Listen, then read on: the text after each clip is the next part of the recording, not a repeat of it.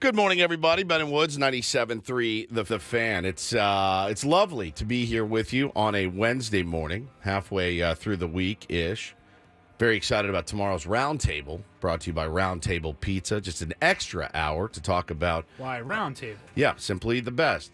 Just an extra hour to really, really talk about this baseball team of ours that is ruining lives and tearing families apart. Ben and I got into an argument in here this morning, and it's never fun. Never a fun thing when your baseball team controls your entire life. It sucks. But listen, that's what we're here for. And we'll be your punching bags today, as we are every day. I'm Woodsy. That's Paul Reindl. He's the executive producer of the program. Good morning, Paulie. I would like for this show to get to a point where this team doesn't affect our lives. Yes, like our mental health and whatnot. Yeah. I'm with you. I get you on that. Ben Higgins, I was going to say friendly neighborhood sports anchor. He's fiery this morning. Our fiery sports anchor is here. Good morning, Benjamin. Just a bunch of bull spraint. Playing like absolute spraint right now. There's just no two ways about it. Yeah, I texted the fellas yesterday after the show. I hated today's show. I hated it. And I said, because, we let the chat dictate our show, our mood. And Ben rarely does that, but they're getting to even you now. I mean, I just got a tweet from SD Papa. He said, as he said, in 10 minutes, time to start kissing Mikado's ass. And I said, well, who is Mikado? And he said, your $350 million man third baseman. That's Machado. He was terrible last night. Terrible. I don't know what you want. It's hard to defend. It's easy to defend, actually, swinging with the bases loaded on a fastball in. Hard to defend last night. Last night was a rough scene. And, yeah, let's get into that game. I don't want the Padres to dictate our show or the mood today. I do like to have fun. I really do. It's kind of who we are. And I said I didn't laugh one time yesterday. Not one time on this program. I had a panic attack live on the air, which was a first. That was really cool. Hope that doesn't happen anytime soon again. I went back and listened to Don't Do This yesterday. That's when my chest was caving in and my ears fill up. If you missed that, it's great. You fought through it pretty well. I did. I didn't realize it was happening. I'm sitting 3 feet from you. I went back and listened, and you can hear me set up the story, but I can't really talk. I was like, Paulie, there's a guy, he caught 2 foul balls. Play the audio. Yeah.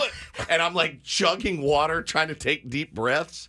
And, that was not my favorite. Not my favorite show yesterday. And you're going to have in this business, when you do 20, 21 hours of live radio a week, you're going to have some clunkers. And we've had some clunkers for sure. But yesterday was not my favorite. So today I'd like to have some fun. I'd love to talk about this team. But it cannot control our emotions, our moods. I'm sorry, Ben, that I told you to relax earlier, because you do feel sometimes painted in a corner when you want to come in and analyze a baseball team, right? And that's really our job, is to analyze it. But I think we also, part of the gig is to be there for the audience. And yes, I did say this. I will pull the curtain back. Sometimes you do need to give the audience what they want. And sometimes sensibility isn't it. Yesterday was one of those days. They didn't want to be sensible, and that's okay. I don't know that we always know what the audience wants. I think the people who are angry always make their opinions known. That's true. That they're mad, they're frustrated with the Padres. Well, they're mad at us. I think, and they take it out on us because we're kind of the first line here, which I do understand that part of it. Which is very cool, because we don't make the kind of money that baseball players make. They are the ones you should be mad at, not us. But I mean, I got a DM last night on Twitter or on Instagram. Dodger parades in our own city. Our batters get hit. Bases loaded from multi-million franchise players do nothing. I'm tired of this BS, especially from you guys with this kumbaya BS. You play, you get a trophy. Nobody gets trophies in the big leagues for like third or fourth place teams. Grow some balls and say, enough! This is BS! From you guys, too, defending these guys. I said, relax, bro. He goes, I can't. We need a different approach. I said, you can't control it, and neither can we. He said, of course not. I'm sorry. I'm just amped up. I'm glad that there is this much passion about our baseball team now. Didn't used to be this way. The Padres used to be a diversion, a distraction during the summer when other things weren't going on. But no one really got that worked up about the San Diego Padres. Even when we started 6 years ago, it was like, they're young. They'll figure it out. Once you sign Eric Hosmer, then you sign Manny Machado, and then you start to see some of the fruits of your labor. You go, okay, expectations. Now, I think as a baseball team and as a fan base, you always want expectations. Always. You want expectations. Boy, a lot of us don't know how to handle them. We really, really don't. And I'm one of them. And hell, maybe some of our players don't know how to handle them either. I think it would help if we really had some confidence that when a team goes through the normal ups and downs of a baseball season, which every team does. Correct. That we feel like, but we know our team's going to emerge on the other side just fine. When the Dodgers go through a down series and they lose 2 or 3 to the Padres, they'll get worked up for a time, but I think their fan base knows that in the end, we're going to be fine. We're going to win the division. We're going to have big periods of dominance. And I don't think, that's for good reason, that we have that confidence here. They just haven't shown it enough. They've shown too many times that these little periods of not hitting with runners in scoring position turn into big problems that impact a season. So, of course, you get worried. You get, you start panicking about what is about to happen. Yeah, I can easily look in my crystal ball and go, boy, if they lose today, they get swept by the Rockies, and then they get a tough road trip with 4 in Atlanta. That's a really good team. I mean, you could easily lose 3 or 4 there, and then you start to drop spiral. 2 or 4 in Cincinnati. Now you're 7 games under 500. And you're done. You're toast in the wild card race. You're trying to get back for the next few months, and I don't know that they're good enough to do it. So, yeah, I can go to the doom place just as easily as the rest of you can go to the doom place. I just don't know that other teams and other fan bases go there as quickly as we do. Yeah, I'm not sure. I don't follow a lot of other teams, man, and I obviously don't have a show that covers them and a YouTube chat. Doombaya is good. That's better. Instead of Kumbaya, we can do Doombaya, my Lord, Doombaya. I like that a lot. But I looked at the message last night. I go, buddy, I'm glad you're fired up. I do appreciate the passion. I'm passionate. I'm a passionate guy. Ben's a passionate guy. Paulie's a passionate guy. But yeah, man, sometimes Mike Schilt's a passionate guy. Yeah, he is. But I will say, a lot of the players are passionate. All of them, maybe. Trust me, when you guys are listening out there and you're hearing us bloviate about this team and you're hearing me try to make excuses or at least give solutions or whatever, I'm as tired of myself as you are tired of me. I'm as tired of hearing my own voice as you are of hearing it. Just so you know, it's exhausting. Laying in bed last night, watching this team, again, try to claw back from a ridiculous lead against a very, very below average team. And I understand that they're hot right now. Isn't it funny, though? Momentum works for the Colorado Rockies, but it doesn't work for the San Diego Padres. I'd Isn't say that taking 2 out of 3 from the Dodgers? You'd right? feel pretty hot. You would feel pretty hot about that. Why does it only work for other teams? Why does momentum work in Oakland? Why does it work in San Francisco? Why does it work in L.A.? Why does it work everywhere else but San Diego? This is the only city where momentum does not exist. Why do you play so poorly at home? Why do you play down to your competition and up to better competition? Those are the things I think are fair to ask. And I do think, yeah, man, they hit some bleeders last night. We hit some balls on the nose. It didn't work out. I'm still pissed, though. I'm still pissed that it was 6-0 at one point. And you let Cal Quantrill, who's, good. He's on a bit of a heater right now, but certainly not enough to dominate you for 7 innings again, like Dakota Hudson did the night before. There's just something missing. There's something missing right now. And I know a lot of people put it on Manny. That's fine. He said it yesterday. I make the most money. Well, you counted for 5 of the 27 outs last night, right? And that's a tough look. Great. You got a knock. You almost scored. But those numbers, again, are piling up with runners in scoring position. Again, like I know they got a couple of knocks last night. scored a couple runs. What was it before that? It was first over knock? 24 streak. streak. 24? Over 24 they got to right before Louis Campusano's RBI single in the 7th. Yeah, for sure. So just know this, man. Well, yeah, just tip your cap. You just know this. I'm as tired of defending them or talking about them as you are at hearing it. All right? I there's no defense for losing two straight games to the Rockies. There's just not. And again, the momentum thing. There is coming back from it, though. There is. You can You come back from it. absolutely Yes, can. you absolutely can come back. Remember last year the A's won, 8 in a row? Yep. And we go, how did they do that? You know who they beat? They beat the Milwaukee Brewers, who won 92 games in the division, and the Rays, who won 99 games and got a wild card. You can come back from losing even to bad teams. It is possible. No question. No question. As frustrating and as agonizing and stupid as it is to lose to the Rockies, you can come back from it. Yeah, you can come back. What you do is you just you dig your hole, and you keep digging your hole. What you can't have happen then is you look up and you go, I've dug my hole 6 feet in the ground, and now I'm really, really grinding to get out of it. You know what? And I'll say this too, like, we've been pretty lucky with it, injury-wise this year. Really, for the way that most teams are falling apart right now, we've been pretty lucky. Maybe we're just not good. Maybe we're just not a good team. And I don't think that's unfair to say.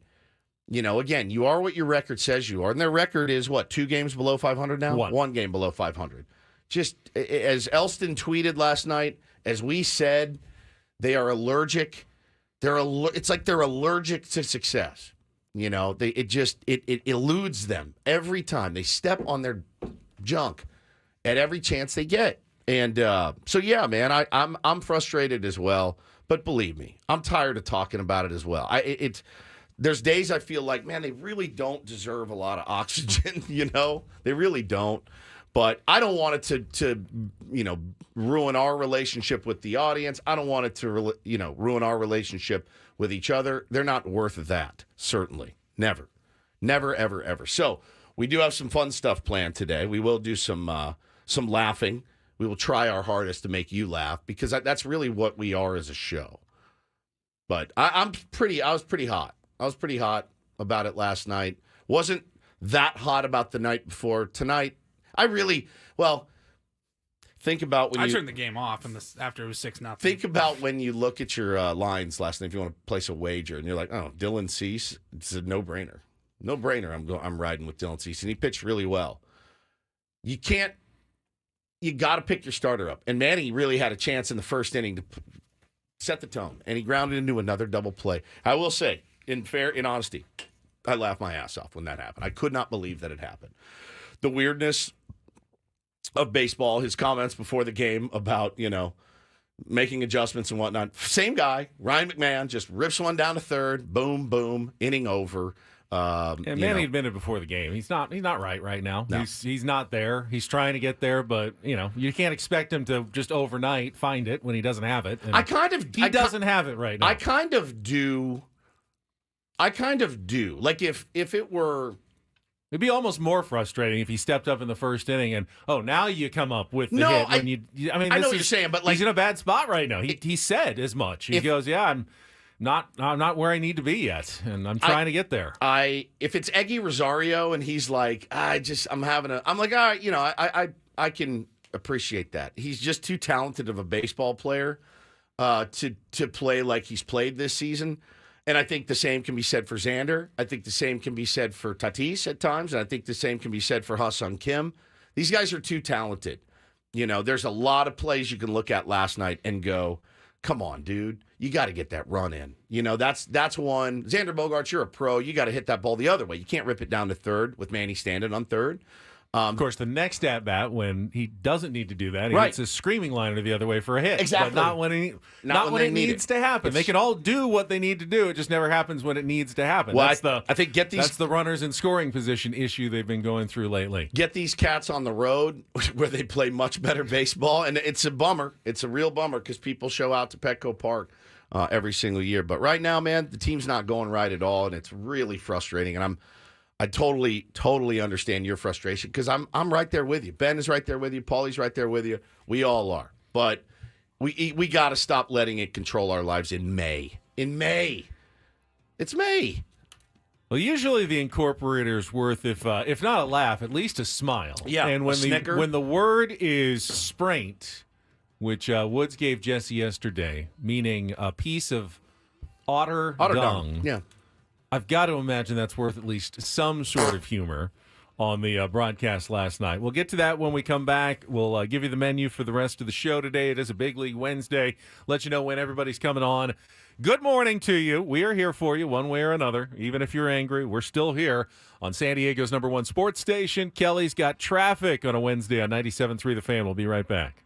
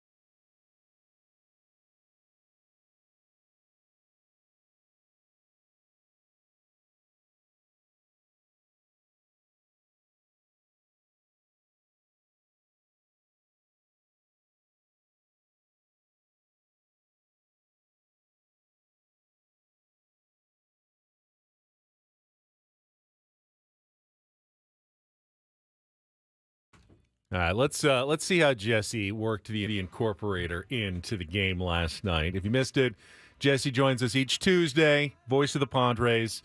We give him the incorporator word, and yesterday's word, Woodsy gave it to him right at the end of our conversation in our 8:35 segment. Tier 1 Derek sent this in to my DM, and I almost didn't believe this. He one, didn't Jesse. believe it was a word. I started laughing hysterically. Go ahead, Paulie. Sprained. Now, you might think, oh, Like man. he sprained his ankle? That's what I was going to say. Manny Machado sprained his elbow. He done No. sprained his ankle. I mean, good luck. Here, the definition is it's a piece of otter's dung. What? Otter's dung.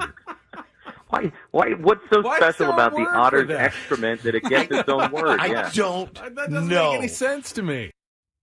All right, so now the task is get it into a baseball radio broadcast. And Paulie, was Jesse able to succeed as he always is last night? Man, it came down to the wire Again. but he did it. Not the post-game show this time. Not the post-game show, but the bottom of the ninth. Oh, my Lord. Luis Ariz at the dish. I sat there, was waiting. I was waiting. Never heard from him. I'm like, maybe he forgot again. It's okay. I Which don't is wanna bother the fine. guy. Which is fine Nope. watching this team. Got a text last night. Bottom 9, Luis Ariz. The scoreless inning with one walk Sunday against Texas. Here's the payoff pitch. Arai swings, rips it over the head of the first baseman Montero, but foul down the left field line. Sawed his bat off. Wow. Get some new lumber. Hear him thinking. Get some new lumber. Send that broken bat to the Beaver Dam. Just be careful not to step in any sprint. Cut that off the end. Send that bat to the Beaver Dam. Be careful not to step in any spring. Send that broken bat to the Beaver Dam. Just be careful not to step in any sprint. I mean, we Cut can't. that off the end. Jesse asked, is it something they use as like a binding material? We don't know. It's an otter. We don't know. I don't know that otters build dams, but it was a great. I feel like they do. I think it was a great story that he told. He's brilliant. He is brilliant. Fantastic. All right, here's what we got coming up on the program today. Set the menu for you. Padres Wrap-Up. We will talk about yesterday's game, you know, what went right and what went wrong. More wrong, of course, in a 6-3 loss. Take on Woods in our 7 o'clock segment, and don't do this. It is a Big League Wednesday. Adam Jones will check in at 7:35. We've got Bret Boone joining the show at 8:35 this morning. Always get good conversations with both of those guys. I'd like some story time. I love when they tell stories. We've got some good ones from Bret Boone the last couple of weeks. You were off a couple of weeks. You had a great Pedro Martinez. We played it when I came back. Yeah. It was unbelievable. And then the one that Booney told last week, I mean, he is just on fire. So will you text him and just say, we want stories today, just to prime the pump? Give us your best stories, because I don't want to analyze the San Diego Padres. They're not good right now. You know, not analyze, not for 4 hours like yesterday. But it's our job to fix them. Oh, yeah, we got to fix them. Right. If we just abdicate our responsibility, who's going to fix this team?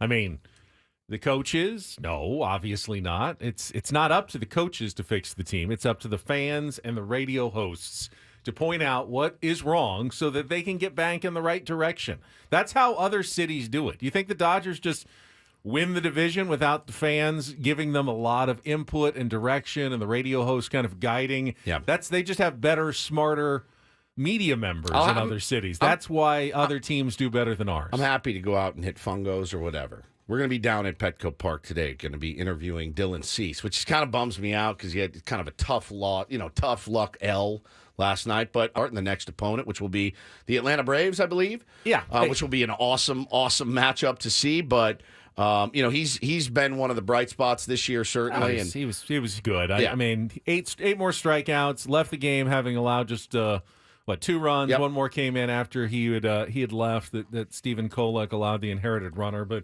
Dylan Cease has been fantastic. Everything the Padres have asked for. One of the 2 big acquisitions, Luis Ariz, has been terrific as well. Padres have done already more to address this year's team than most teams do all year long. Yeah. Most teams will not make even one trade that comes close to Cease or Ariz. Padres have made 2 of them already. That's a lot. That's a lot to do before the start of June in terms of remaking your roster from the very start of the year. So they've been active trying to improve the team. What do they have on their hands? A team that's one game under 500 at this point. So, we will get to our Padres wrap-up. We'll get to the highlights of yesterday's game and more. Coming up next, Paulie's Reindl Report in the 9 o'clock hour. And then, as Wood said, we are off to Petco Park for some conversation after the game. Say hi to everybody. I wish they'd all be in a better mood. I assume they're going to be in a pretty foul mood after the last couple of days. I think you'll be surprised. I mean, they'll have flushed it to the extent that they flush it. You have to. That's the thing. You have to do it. You can't grind on every L. You got to move on. We need to do the same. We all need to do the same. Yeah, we can take a little more player mentality as a fan base.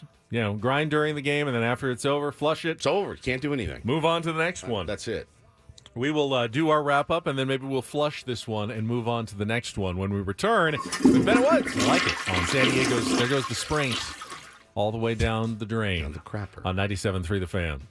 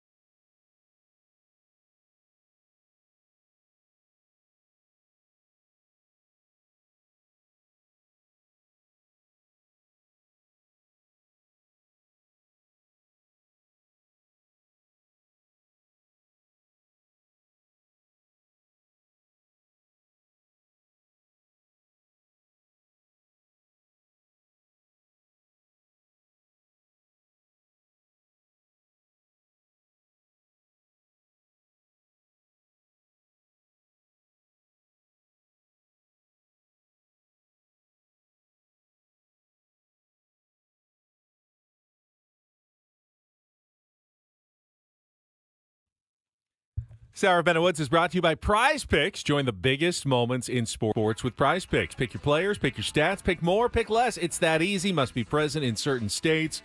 Visit prizepicks.com for details. Had my biggest lineup win last night. Thank you, Caitlin Clark, for scoring at least 1 point. It was a little nerve-wracking for a quarter and a half when I just needed the one, and she had 0.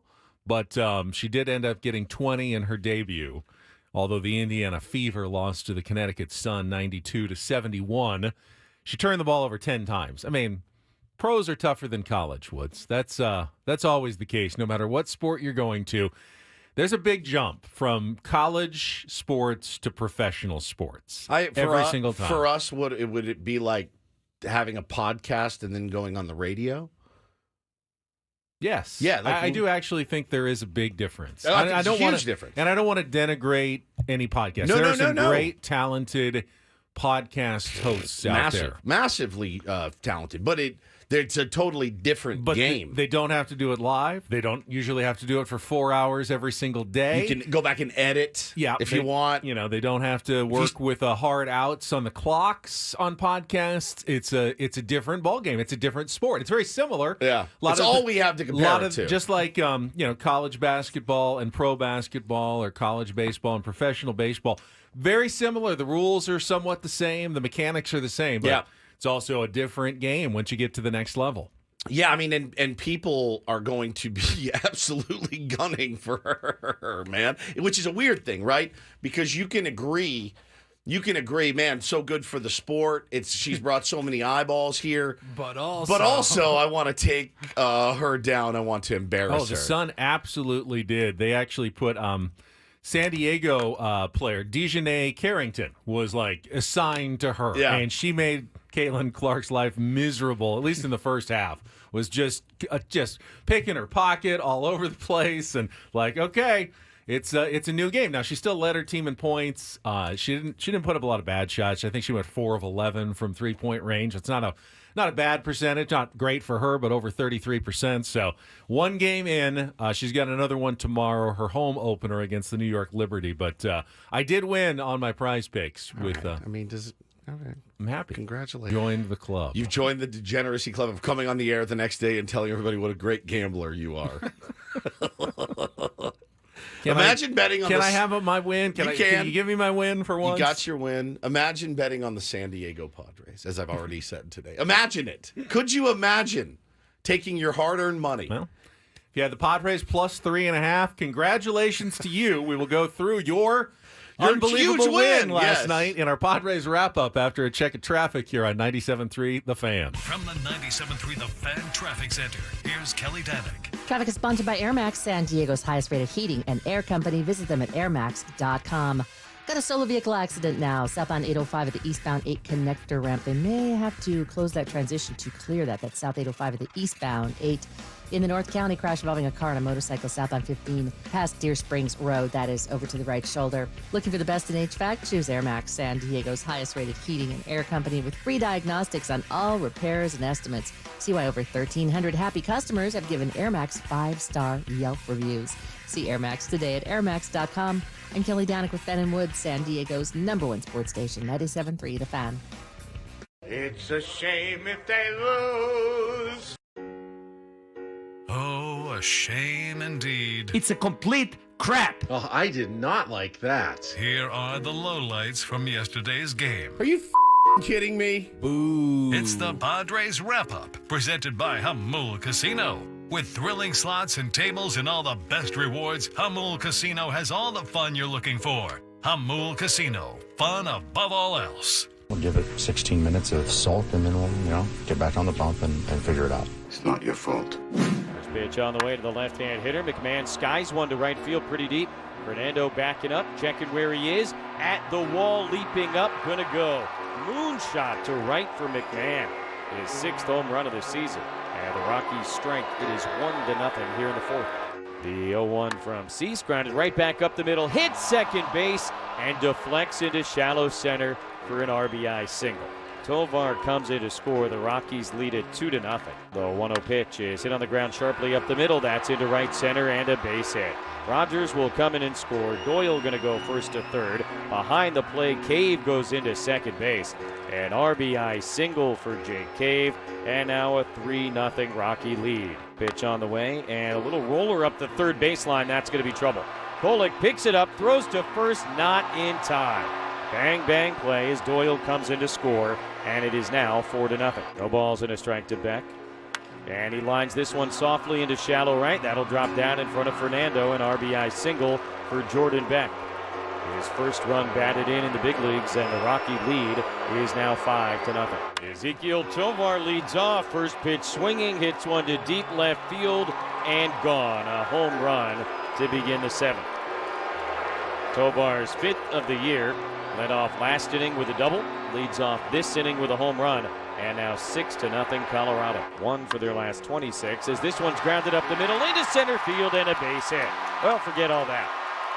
Profar comes in to score. Merrill speeds around to third, an RBI single for Luis Camposano. Padres are on the board at 6-1. 1-2 the pitch. Arai swings, hits it on the ground through the right side, and a base hit. Merrill comes in to score. Camposano will advance one station to second base. An RBI single for Arise, and now a 6-2 game here in the seventh.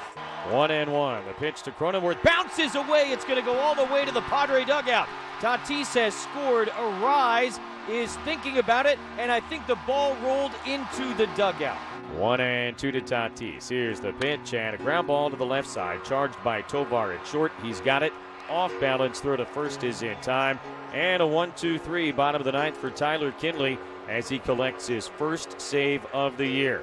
Rockies have won 6 in a row. They beat the Padres tonight 6-3. Talked about it last night. You know, how do you view it? You know, you can look at it from a couple of different lenses. You know, feel far worse if we weren't creating opportunities. Opportunities are being created. Capitalized on some of them tonight. But we left a lot of traffic out there and weren't able to capitalize, and you know, that's part of the game. Opportunities being created is this year's we battled. That was last year also. Did they say that last year? Well, I don't know if they said it, but they did. And they had plenty of guys on base last year. They couldn't bring them home. Yeah. That's what's happened lately. I mean, this series, I went back and counted. The Padres have had, I think, 32 base runners. The Rockies have had 20. I mean, the Padres have had way more people getting on base, way more opportunities to score, but the Rockies have cashed in on many more of their opportunities than the Padres had. And happened yesterday against Cal Quantrill. Padres had hits in the early innings. I think they had 5 hits, a couple walks in the first 5 innings, but double play grounders. None of them came with runners in scoring position. So you're sitting there with 0-0, and you're asking Dylan Cease to be perfect, absolutely perfect. And as good as Dylan Cease is, no pitcher can always be absolutely perfect. And he gave up the home run to Ryan McMahon in the 4th inning. Happens. He gives up fly balls, so Dylan Cease is going to give up a home run or two. Usually a solo shot doesn't hurt you, but I thought the hidden key to the game, and Jesse talked about it, and Tony talked about it on the broadcast last night. I think Don and Mudd did as well. 5th inning, which rarely is the best inning for the opposing team, an inning they didn't get a hit. They had one base runner on a walk, but it was Jake Cave led off the inning striking out. And then with 1 out, Jordan Beck struck out. Those were probably the 2 at-bats that won the game for the Colorado Rockies. 2 strikeouts. How do you win the game on 2 strikeouts? Well, gas them up, the first one was an 11-pitch strikeout with 5 foul balls. The second one was a 12-pitch strikeout with 7 foul balls. And because they worked Dylan Cease for 30 pitches that inning, by the time he got to the 6th, he was a little gassed. He did give up the 1 run. You know, a grounder up the middle, the ball hit the base, but that caused Mike Schilt to come out and get him. Whereas, had he not gone through everything in the 5th inning, you could have gone with Dylan Cease through the 6th, probably through the 7th. Do the Rockies score all those runs if Stephen Kolek doesn't get in? And I don't want to blame Stephen Kolek for everything. He didn't really give up anything hard hit. It was all bleeders, It was bleeders, bloopers, ground balls. It was bad luck for Stephen Kolek. But he also didn't strike anybody out the way Dylan Cease could have. Correct. If Dylan Cease is still in there, there's a good chance he strikes out Brenton Doyle and the inning is over and it's still a 2-0 game, and you have a chance then when you come back and score 3 the next inning to actually win the game. When you are down 5-0 and 6-0, yeah, you score 3, you're still in a deep hole, and you can't. So that 5th inning was brutal with those foul balls, and give the Rockies some credit for that. Just spoiling some good pitches and doing what they did. They probably won the game in that 5th inning by tiring out Dylan Cease and getting him out of the game a little bit earlier than he would have otherwise. Yeah, I don't think there's any question about it. The most frustrating thing for a put-away pitcher like Dylan Cease is somebody up there spoiling your best pitches for 10, 12 pitches to one guy. You're just worn out at that point, and your pitch count climbs. And again, it's all circular, but you look at Cal Quantrill's economy of pitches, and he was fine. None of our guys were really up there doing that. Crony had a pretty good at bat late in the game, but that wasn't off Cal Quantrill. I don't think that was later when he spoiled some tough pitches as well. But man, you had your opportunity there in the first inning. First 2 guys get on. Crony goes down. Manny wraps into a double play, inning over. And it sucked. It's one of those things where when people say, well, you need to switch the lineup up, I will absolutely get behind that. And as much as I love Manny, Ben, I have never said Manny needs to be your cleanup hitter. He just happens to be put in the cleanup spot right now because that's where Mike Schultz is batting him. If you need to rejigger the lineup, so be it. Do what you have to do. Again, I also don't get the sense that Manny walks in and says, I'm your cleanup hitter, period. I don't necessarily think that. But if you wanted to move some guys around, I'm absolutely fine with that. Jurickson Profar, again, on base 4 times. Some bad base running by Jurickson twice. Once he got caught. The other time, that was a bad decision going to third base. A bad decision with 2 outs. Didn't need to happen. He made it. And what do we always say? If you're going to do it, make sure you do it. But holy cow, that was a pretty There was no reason to risk that with 2 outs. I was actually madder about the one that he made than trying to stretch and get into scoring position on the ball that looked like it was going to be a double into the corner. Rockies made a nice play, and Jurickson, I don't know if he didn't get out of the box well or whatever, but he was clearly out by a mile. Great throw, good, and they said maybe he thought they were going to try to throw Manny out at third, and he was taking the base on the back end. I'm sure there was a thought process that went into it. It was just the wrong decision there by Jurickson Profar, who's had a couple of base running gaffes in his unbelievable start. And he's always trying to do something, which at the end of the day, I guess I appreciate that. But hitting him between ice cold Manny, recently warm but mostly cold Xander Bogaerts. Both of those guys went 1 for 4. You can't move Kim up in the lineup. And a lot of people are calling for Jackson Merrill to be moved up in the lineup. They've done it. They've done it a little bit this season. They've moved him around. But, and then at that point, you could move up Camposano. He's put some good swings on some balls. I thought he had a gapper last night as well. It didn't go our way last night. But, man, that can't be the theme of the season, especially when you're playing a team like the Colorado Rockies. You've got to be able to put those guys away early, and you had your chances, and you didn't do it again. Yeah, if you're playing from behind, the Padres have done better playing from behind this year than they did last year, but you're still going to lose most of those games. You can't continue to put yourself in a bad position. And you've got to find a way to get to some more of these starting pitchers. Brandon says they need to play with some aggression, plain and simple. I will say, I do. Sometimes I think they're overly aggressive. Sometimes I do, but I do feel like they're playing a more aggressive. Starting the runners yesterday when Crony was up, even Mudd goes, oh, wow, okay. I mean, they're trying to make something happen. I don't feel like they're being passive. I really don't. That's an honest assessment, Brandon. I don't feel like they're being passive at all. I do feel like selective aggression is good at the plate. I feel like selective aggression is good on the base paths. But I do feel like they've played more aggressive baseball this season. Doesn't work out in their favor all the time. But, yeah, man, again, you're 1 game below 500 right now. You cannot let this hole get any deeper. And we all talked about off the air, God, I hate the salvage game. I really hate a salvage game I hate being swept. No question about it. You just cannot get swept today. But I do hate the salvage game so much. Then you'll have a day off, and then you got to go to hot Atlanta and play those guys. There's no winning the salvage game. There's really not. You can win it, but whatever the outcome is today, if the Padres go out and win 13-0, I'm frustrated. Like, why didn't you do this the first couple of days? I If agree. they win close, it's like, you're still kind of scuffling. At least you got that one, but you're still unhappy about losing the series. And if you lose in any way, shape, or form, well, you just got swept by the Rockies, and you undid the good work you did by winning 4 straight series. You basically gave it all up to a last-place team. And while, yes, it is a last-place team that is playing well right now, you can't get swept. You really shouldn't have lost the series at all. That's out the window. You can only win today's game. They got to go out and grab this one. Mike Schilt, after the game, he pointed out something that I believe is true. You know, he mentioned the line drives, the rockets that the Padres hit, especially late in the game, that seemed like they'd hit one hard, it would find a glove, either an infielder or an outfielder. The Rockies would hit one soft, it would fall in. That is very true. That is very true. The Padres played a fairly unlucky game yesterday. If you really want to be a good team, though. It's a weird game some nights. Yeah, if you really want to be a good team, and we all agree the Padres aren't there yet, right? They're not. No. They're not good. Yes. No. They can be. There's flashes of great. You have to be able to overcome bad luck against especially lower teams when you're playing them. You have to win games.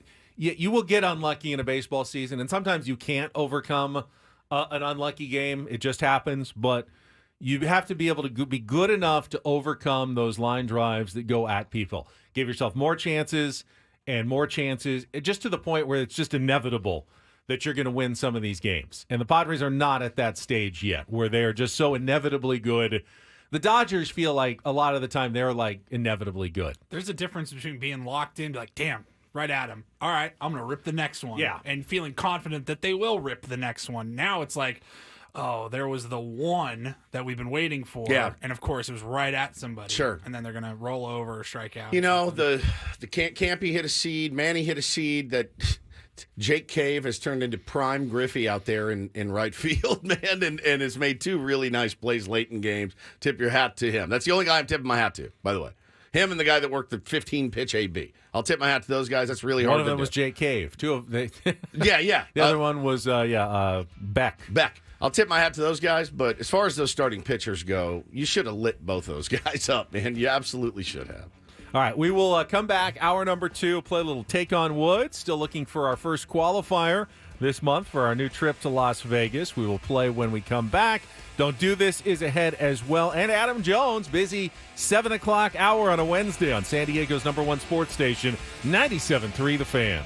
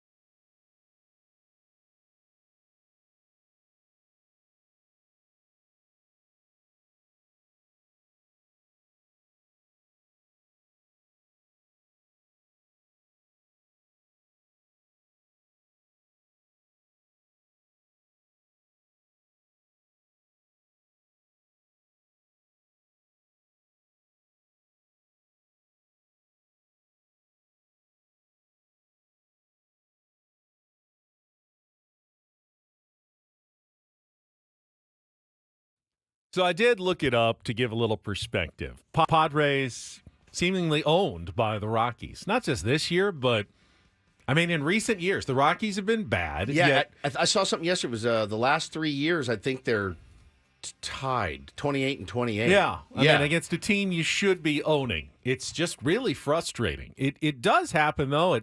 And I remember growing up, the shoe was kind of on the other foot. In the late 80s, Padres, of course, had that World Series run in 1984.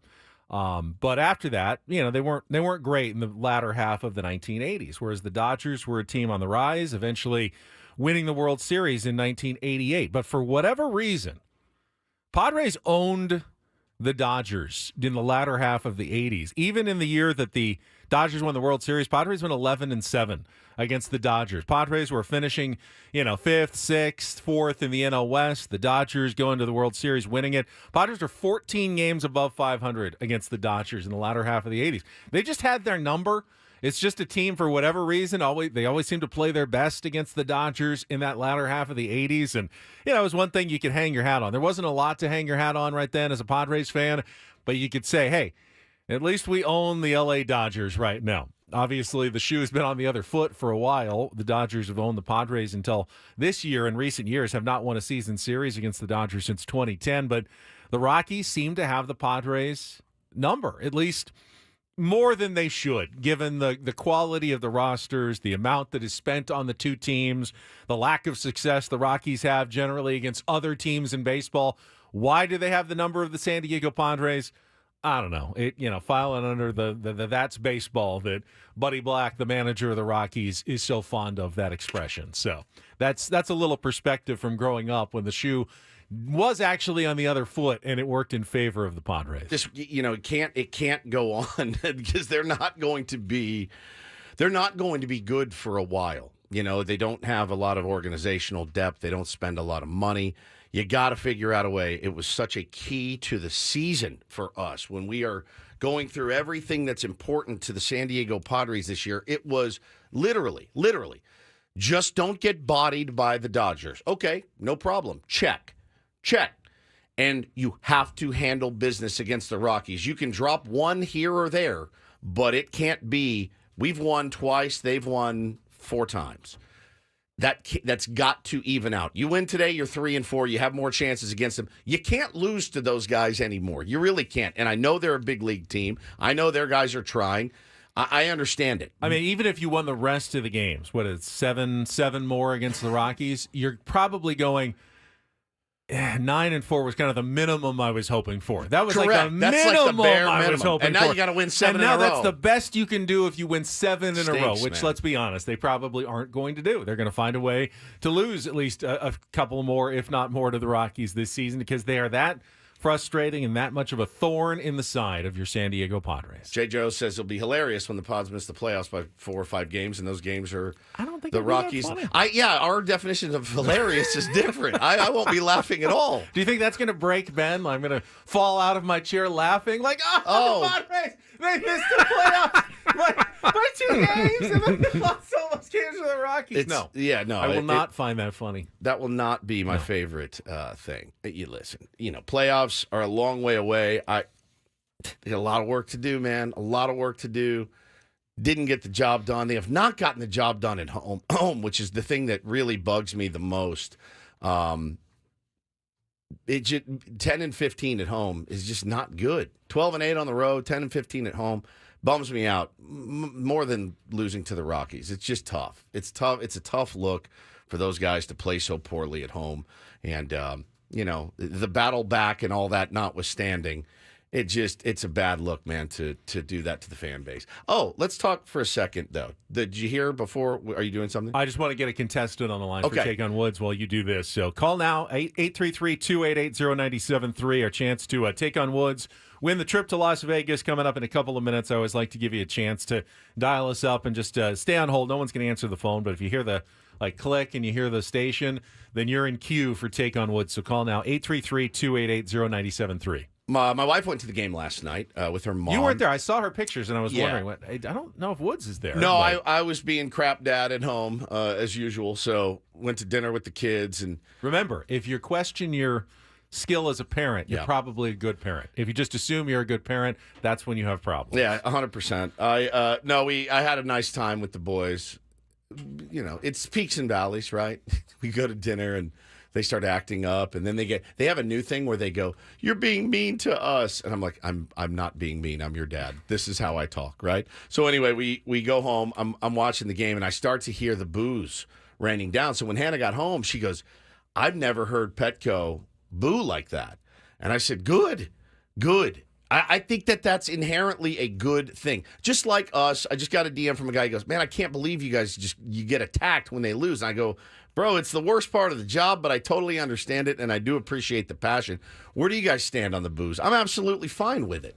Those are paying customers. As long as you're not threatening people's lives and throwing batteries at them, boo all you want. They deserve to be It would be boos. weird if Manny Machado hit into a third double play And nobody and did 4 anything? at-bats and everyone just stood and cheered? No, not cheered, anything but they or whatever. just sat there quietly. I mean, that is a natural response.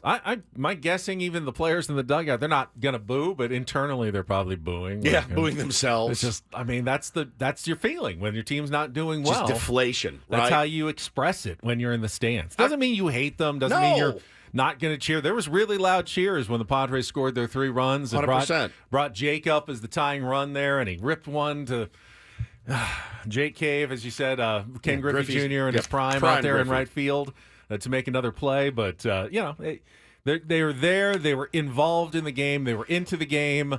I think that's all you can ask of fans. I think that is a decent response, a good way to let them know this isn't cool. I don't like this. And I think, San Diego's gotten the narrative. We certainly wear it all the time of being soft and whatever else. But, I disagree with Mike Cameron that it's going to make them play better. Cameron Maben. Oh, that's right. Cameron Maben. Yeah. That it's going to make them play. That's weird. They were both Padres center they were. I love that Mike Cameron on the show. Mike I Cameron, would love Cameron to talk to Maben. Mike Cameron. I disagree that is what's going to inspire them to play better. It just they already would like to play better. No one wants to go up and wrap into a double play. I promise you, Manny least among them wants to go up there and wrap into a double play. He's not up there next time thinking, I better not do that or I'm going to get booed again. So I do think it's absolutely fine for the fans to express their frustration. And I did see tweets saying, I don't like this.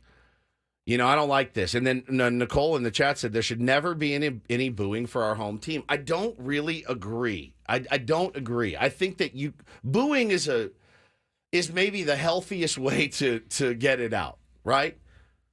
It doesn't hurt anyone. It lets you know. Did you hear the little mini cheer when Manny took a pitch last night? When it was a pitch out of the zone, he took it. There was a mini Bronx cheer in the background for him taking a pitch. That's, in my opinion, that's pretty intelligent baseball fandom. That is. It is. And I think the fans have done enough by packing that ballpark and buying incredible amounts of merch and doing all the things that they've done. I think fans have always had a right to boo. I really do. And I think that when they play like crap against the subpar team, I don't think there's anything wrong with booing. Their feelings aren't hurt. They're very well compensated. Their feelings aren't hurt. I think you cheer when they do something good, you boo when they do something crappy. And I just have never had a problem with booing. Where it crosses the line for me is this is the one that really gets me. I'll see DMs to players. I'll see people, somebody will post a picture of them and their kids at Little League. It's not him, but Jurickson Profar, for example. It's hard to say anything about Jurickson, but somebody would write on his Instagram feed you're a bum or, figure it out. That to me is crossing the line a little bit. But going and booing somebody's performance, I've never had a problem with I would that. speculate, and I don't think I've ever asked this of a big league ball player, but I'd speculate that the vast majority of them, if you gave them the option and said, all right, you're in a rough slump right now, you're just not hitting it well, you're at home, would you rather have 40,000 people there booing you or 12 people, 3,000 people not saying anything and just sitting there and doing nothing? 40,000. I think they'd still rather have the big crowd expressing themselves than playing in front of no one. They want to play in front of people. And when you play in front of people and you don't play well, you get booed. Yeah, well, that's how it works. And I like better this. than the alternative. This makes sense. William just nailed it. He says, leave it at the ballpark. 100%. Leave it at the ballpark. Don't go to social media and DM people and things like that. I mean, look, I hate when it happens to me. I'm not out there playing, making $40 million a year. I hate when it happens to me. I can't imagine. I don't know how much they really care, but you can see it get to some guys, DMs and stuff, tell them that they're, bums and this and that. Do it at the game, man. Boo them at the game. There's nothing wrong with that. All right, let's get to today's game. It's time to play. Gone Woods.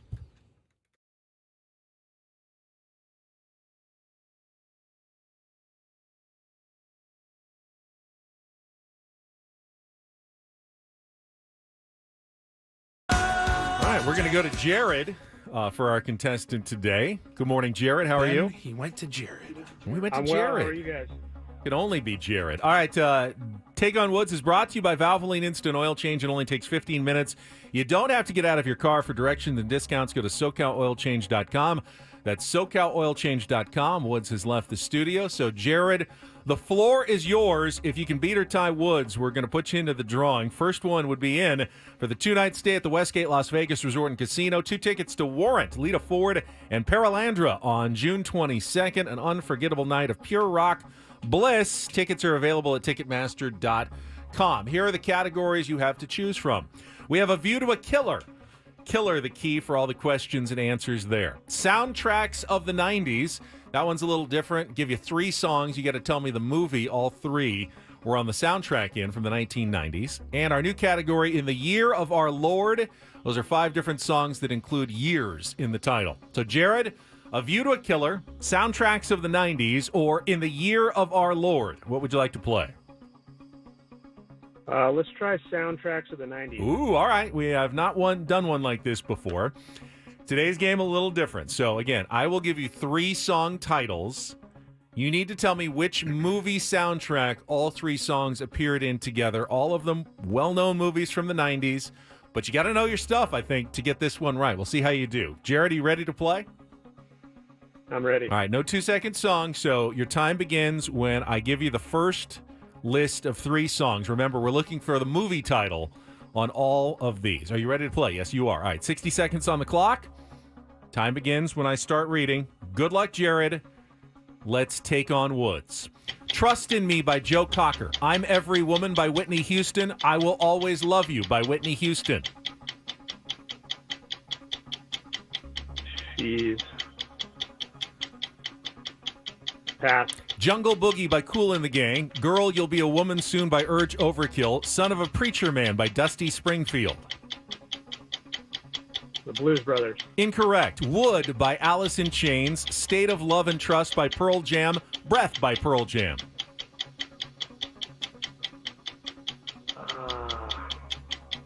Pass.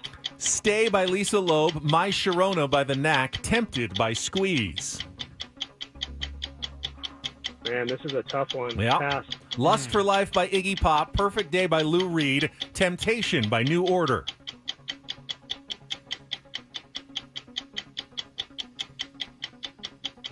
I don't know, guys. All right. Yeah. Yes. It's too bad. I thought this might be a fun category. We'll see how Woods does. Back-to-back zeros. Yeah, we just so far it's been Woods' month. Let's bring him back in. I'll have to explain this category to him. All right, we got something different today. Sorry, I was out there watching Baby Gronk videos. Were you? Yes, I was. Is he back? He's All right, back and better than ever, Paulie. So here's how this one works. I'm going to give you 3 song titles. You have to tell me which movie soundtrack they all appeared on together. Okay. This is soundtracks of the 90s. All right. 60 seconds. Your time begins when I start reading. Good luck, Woods. Let's take on Jared.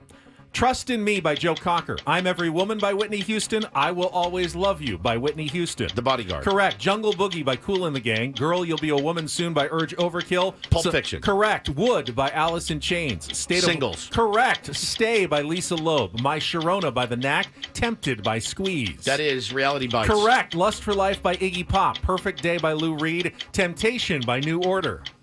Is that Trainspotting? It is. Wow. Considering Jared didn't get a single one of those, and you just blew through them 5 for 5, that was one of the more impressive performances. Sorry, Jared. In a category that I have seen before. Whew, man. Those are all movies from the 90s. You got all of them very quickly. You know your soundtracks. I do. I love soundtracks. I'm going to bring back Big that category again at some point. Big fan. So study up on your movie soundtracks out there, people, because there will be another opportunity to do that in the future. All right, no winners yet this month. We've got Don't Do This coming up next. I know Mike Schilt is unrelentingly positive and almost frustratingly so. We're going to show you what the alternative looks like in Don't Do This. Now, many people will like this. We'll just play the audio. It's spectacular. We're going to show you the alternative when we come back. Yep. With Ben and Woods after a check of traffic here on 97.3 The Fan.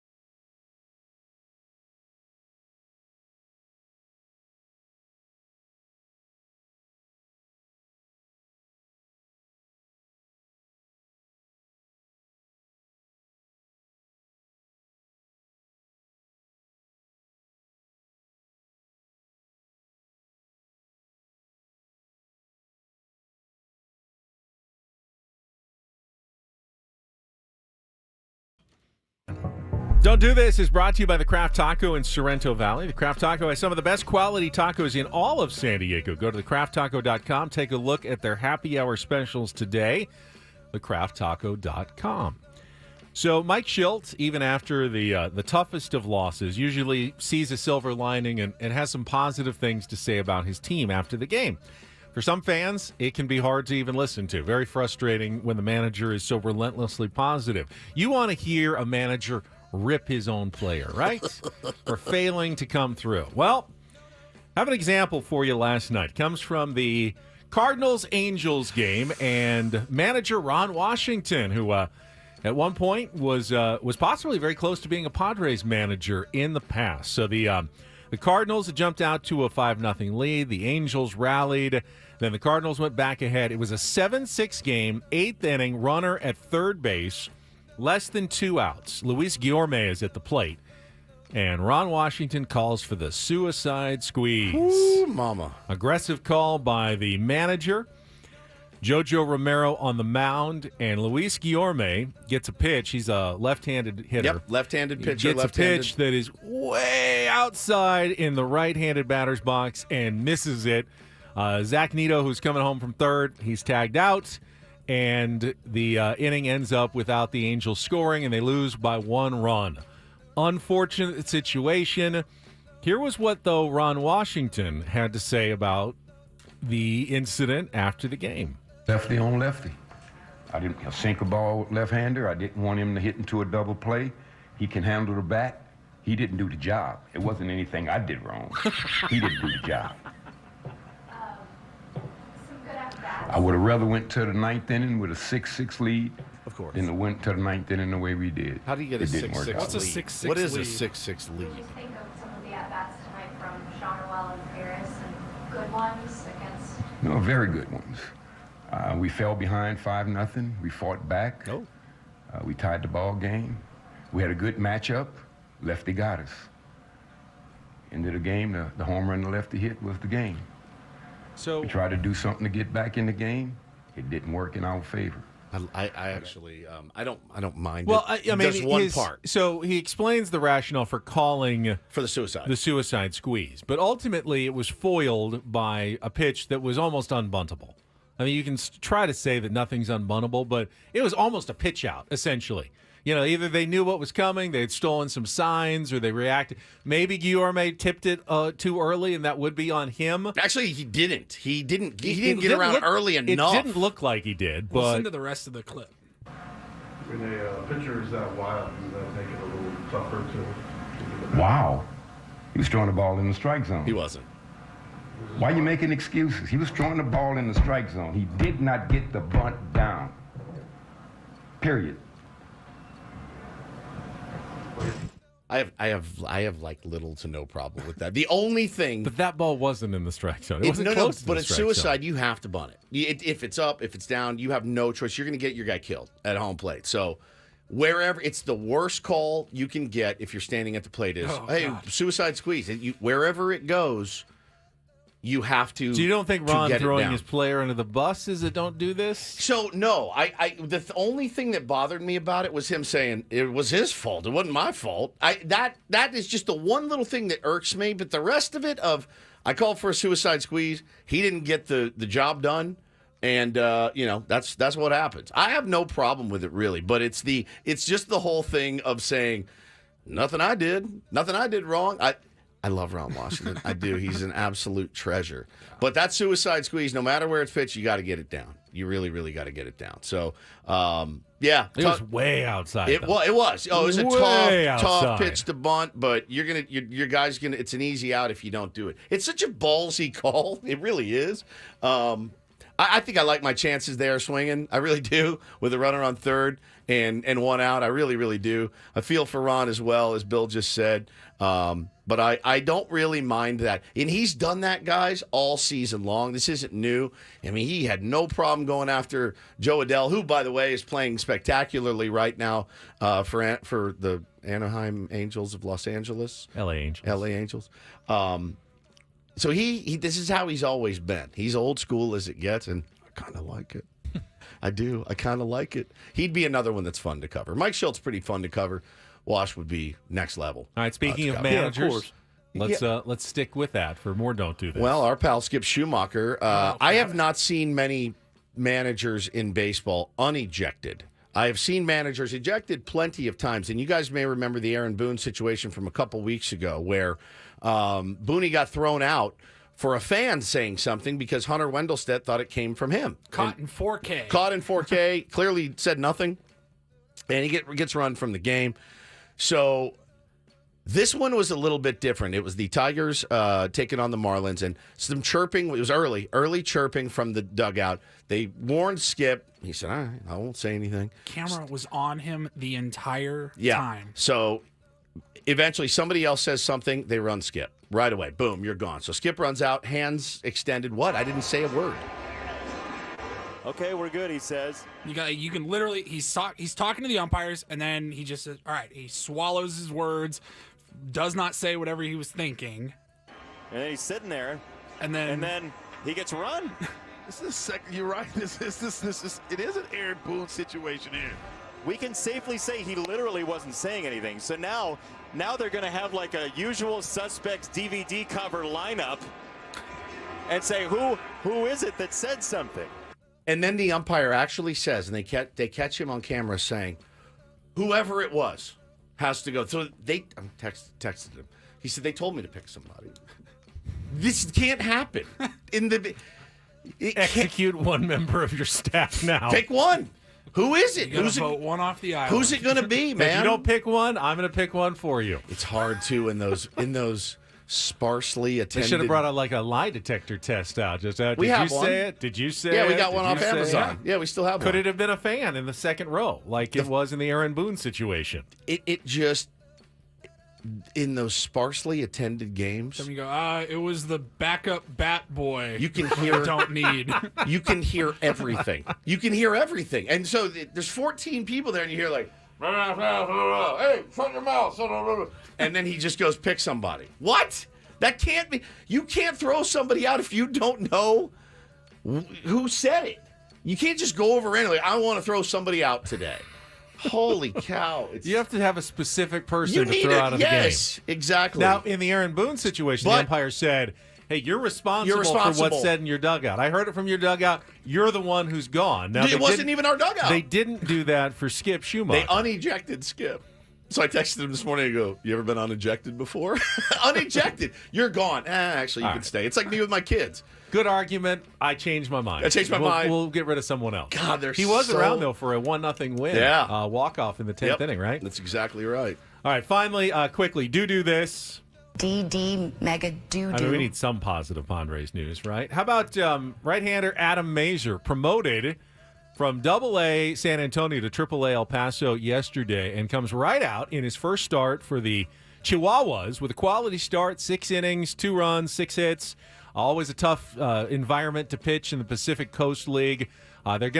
Seems like they're putting him to a little bit of a final test before they maybe bring him up to the big leagues. Yeah. A lot of guys just go straight from Double-A to the big leagues, especially. But I saw a lot of people just panicked that they were going to send him to El Paso and his confidence was going to go down the crapper. But he didn't. He pitched really well. Mazur had gone 3-1 with a 1.95 ERA, 32 strikeouts, 0.87 WHIP, and 6 starts in Double-A.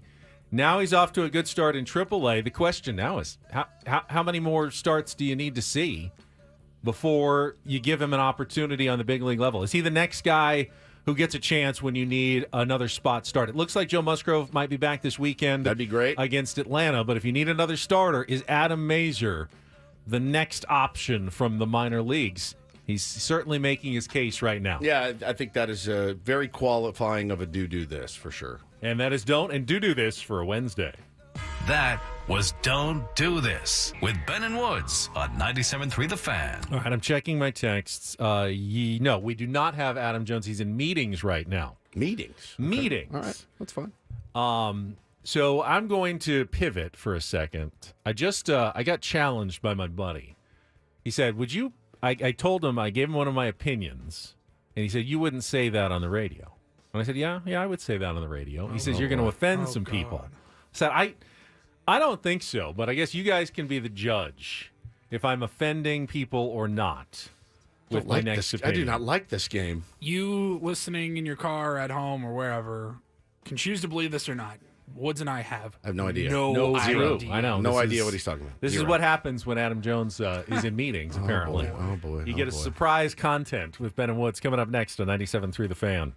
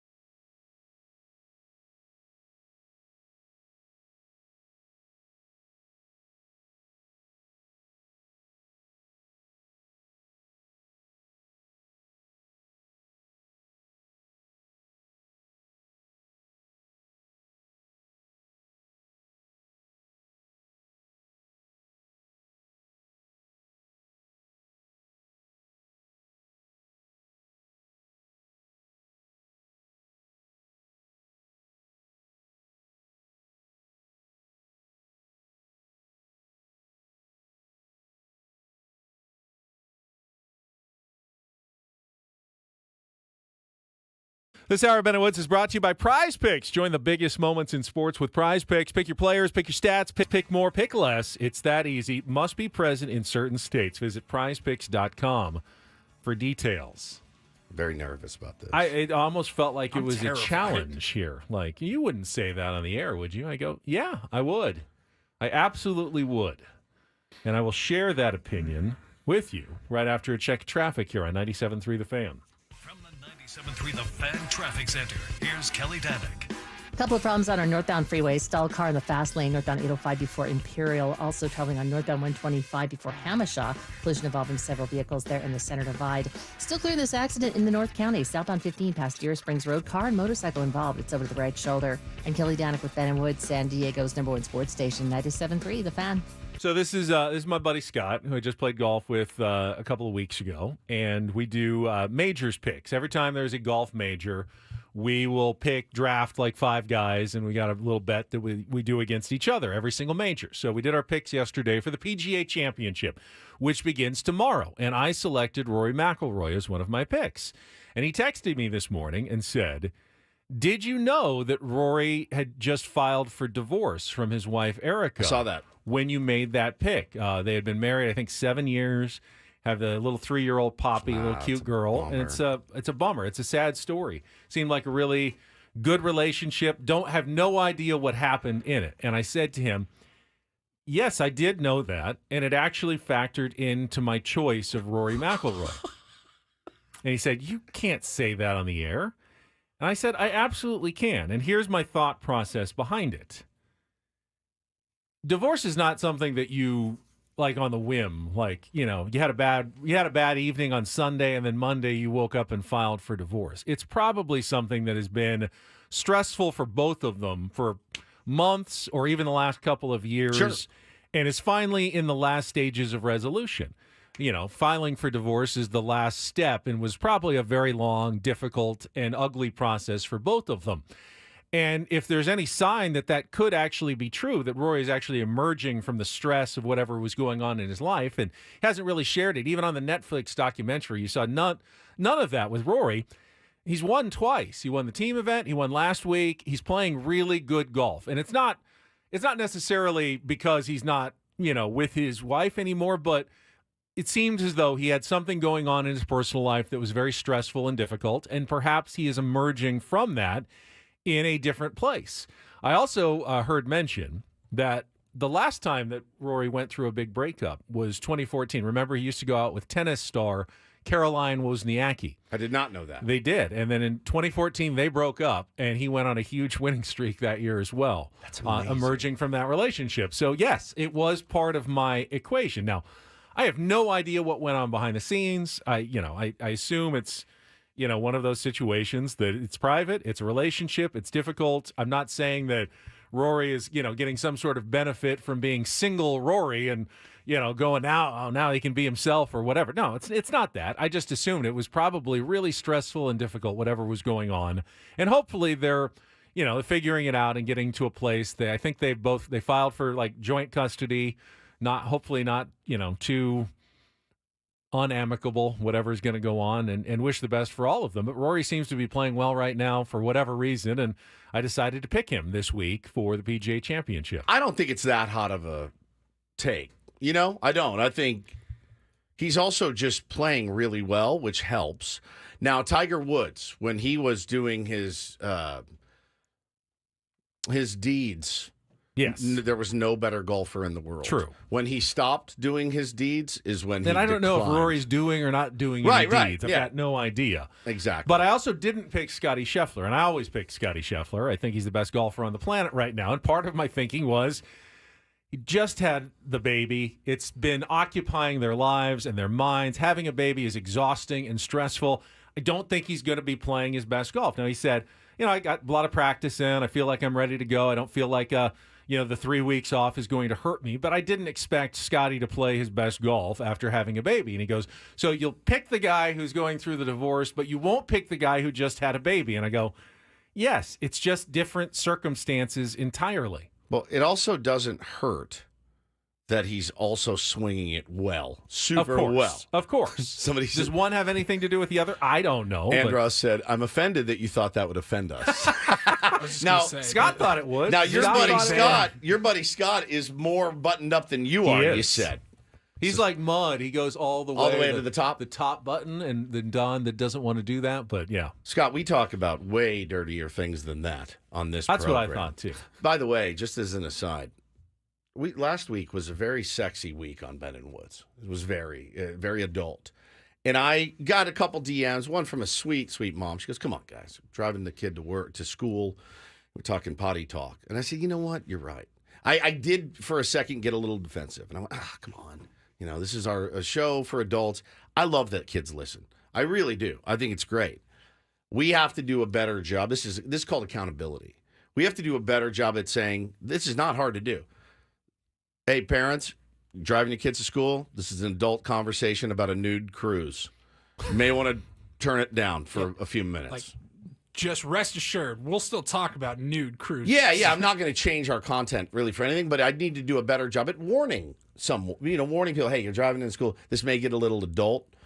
Just turn the volume down, right? All right, we may be talking about the San Diego Padres coming up. So may want to turn your radio down. The conversation could turn to an adult nature at any moment when we discuss the San Diego Padres. Yeah, for sure. Speaking of golf, a reminder that signups are open. We announced it last Friday for the third annual Chrome Tour Ben & Woods Open. It's coming to Goat Hill Park on June 19th. That's a Wednesday. We've got a morning shotgun at 8 a.m. and a 1 p.m. shotgun available. Food, beverages, prizes, and all kinds of raffle items that we've got available, including, can I announce this? Is this official? Oh, yeah.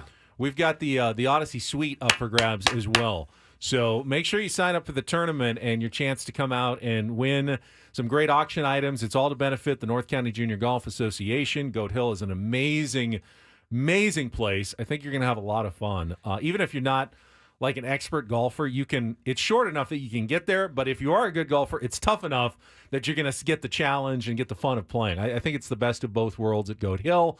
We're keeping the field a little smaller this year, so hopefully it's not a 6.5-hour round like it was last year at RBN, which was a great host spot as well, but we had a lot of people. We're trying to split them up and keep it a little smaller this year, but that means you should probably sign up now if you want to be make sure you have a spot a little over a month from now on June 19th. And it just occurred to me, and let's noodle this around on the air because we don't really have anything else to do. Adam Jones is busy in meetings right now. What if we had a prize? And what if the prize for winning the golf tournament, instead of a raffle, you buy a $10 raffle ticket or whatever and put it in a jar and hope that we pull your number. What if the prize was you win the suite? Do you want to include that as the prize? Yeah, to play as a prize. I don't want anyone to be cheating at golf just to win the big prize. Who would ever cheat in a scramble? Oh, you guys came in at minus 69. How'd you do that? Really incredible. We can discuss that. I like a we prize do have good idea. prizes, though. Callaway's got some laser engraved wedges, I think they're going to come up with as well.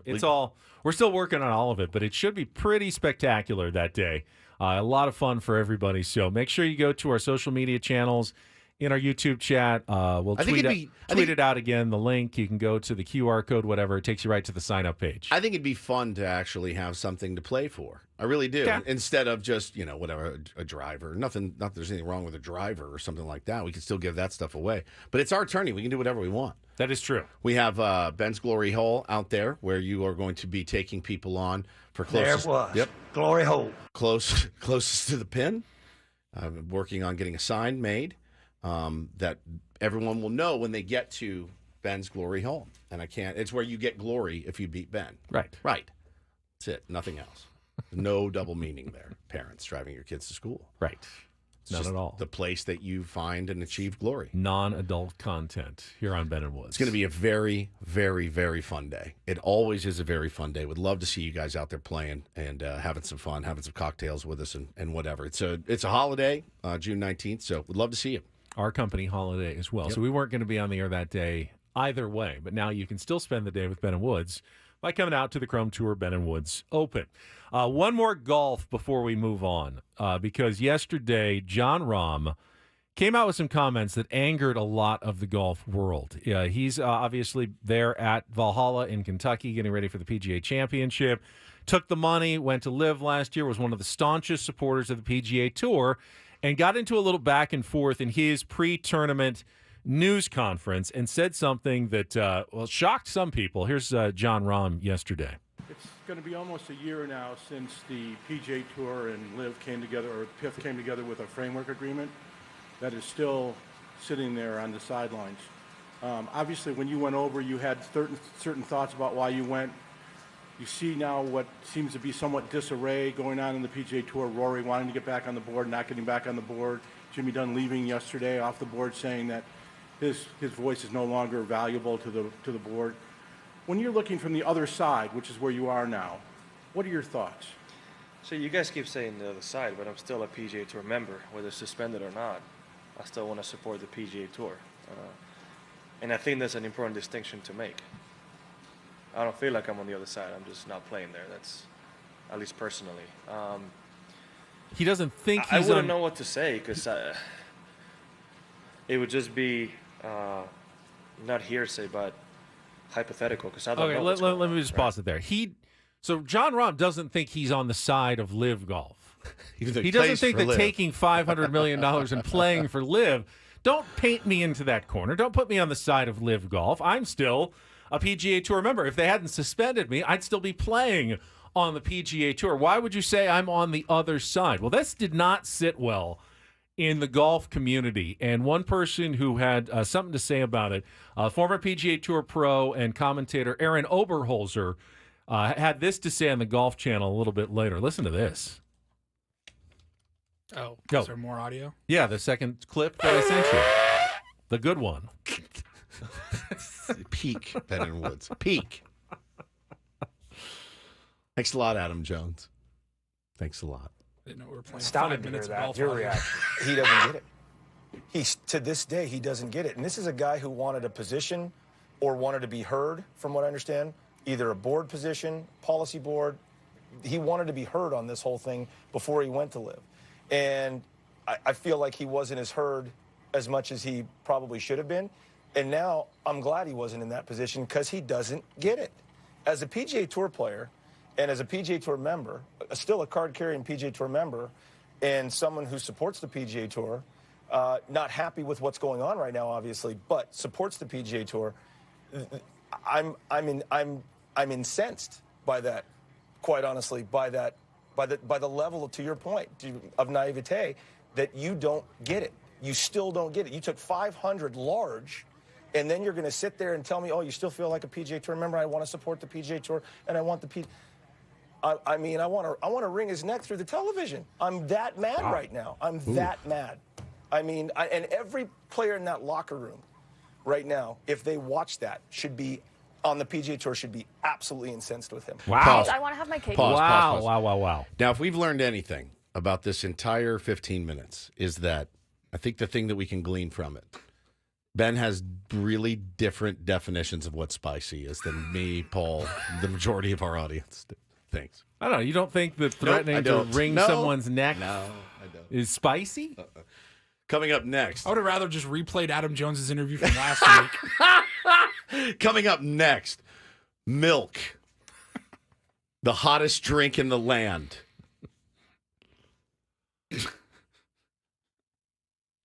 I don't know how to That does recover. qualify for spicy in the world of golf. There's no doubt about it. There's no doubt about that. That qualifies as very spicy in golf. I'm in a death spiral. Right now, I'm in a death spiral.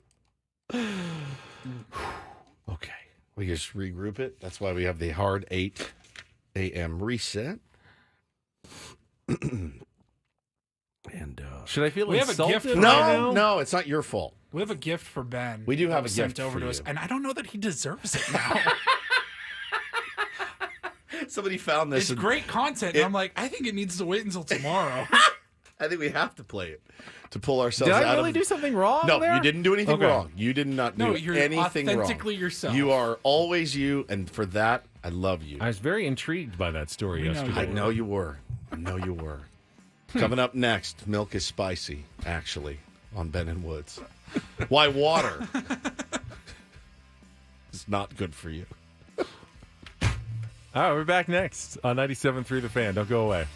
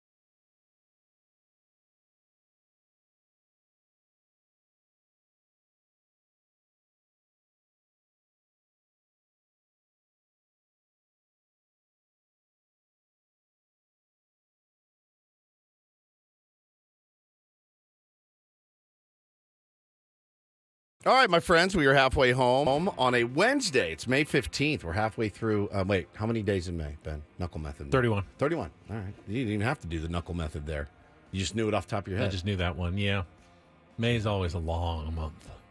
Does feel a little bit long. Yeah. It does. It does. And it's weird that we're a fan of the baseball team and we already feel like we're in the dog days. The dog days of May. The season just effing started, and here we are. I'm Woodsy. That's Paul Reindl. He's the executive producer of this program. Does a great job. Ben Higgins, your friendly neighborhood sports anchor, joins us as well. Also does a great job. I liked your last segments a lot. Really? It's a good character-defining thing on the show when you say, I've got something coming up next that may be very spicy. Character defining. Yeah. You're trying to define me as the boring character. No! No! That's not it. It's not it at all. I wasn't going to say boring. You're not boring. You're like the least boring guy I know. It's sweet and it's innocent and it's cute. It's more cute. Let's put it this way. If there was an attractive young woman in here, she would hear that and go, that Ben. She would get a glint in her eye about that. And she'd go, that's a safe bet. Right and then there. she'd go with the bad boy. That's true. That's also true. But she would really appreciate it. She would really appreciate who After you are. he ruins her life, she might come She back might to you. come back to you. That's exactly, yeah. Bad boy's totally getting her. But she will be impressed by you. Never been a bad boy. No, you haven't. I wonder what bad boy Ben looks like. Him on a. You'd never ride a motorcycle, would you? No, that seems very unsafe. What and about risky? What about a bird scooter? No, even worse. Even worse than a motorcycle. I feel like the motorcycle at least has its own balance. Like it kind of keeps you up with, but the bird scooter feels like I just crashed right into traffic. Bird scooter can't go 100 miles an hour. That's exactly right. Neither will a motorcycle if I'm on it.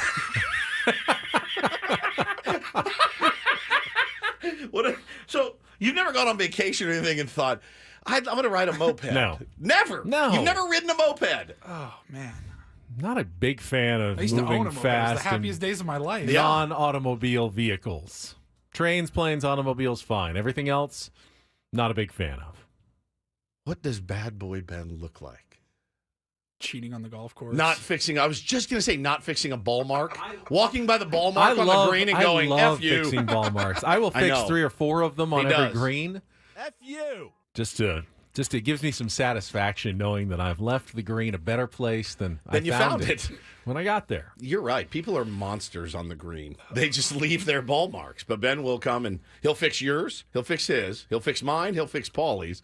And then he'll make his putt because he's a really good putter as well. No, it was more of a fascinating read into what is considered spicy for you. Different levels of spice, I think, which is what makes us work. Certainly, different levels of I'm like spice. a 2. Like on 1 to 10?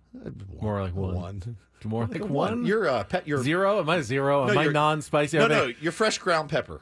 Okay. Okay. The 1. Yeah, fresh ground pepper. That's it. Can get spicy if you have too much of it. Paprika. Yes.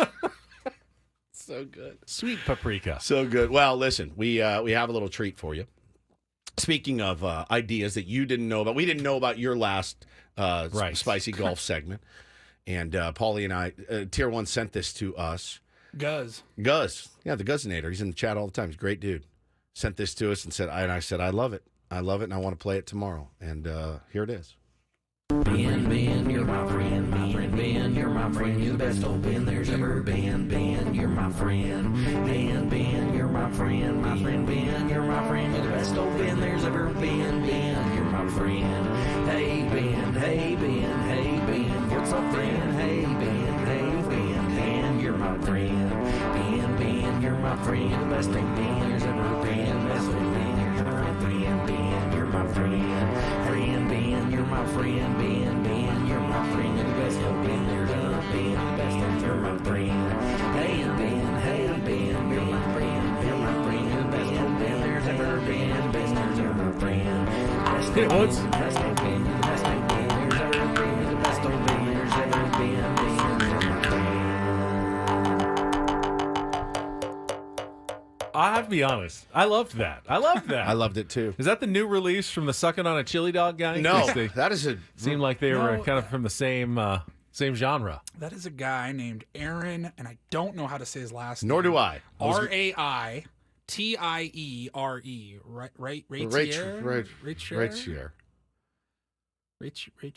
Raithier. But it's one of my favorite things I've ever heard. It is an absolute banger. Ben, you're my friend. And then in one ear you hear one, and then in another it's something totally different. It's wild. I enjoy how he uses "You're the best friend that's ever been." Ben. Yeah. Right. As I said, my Arizona relatives already call me Ben. Have you been? Ben.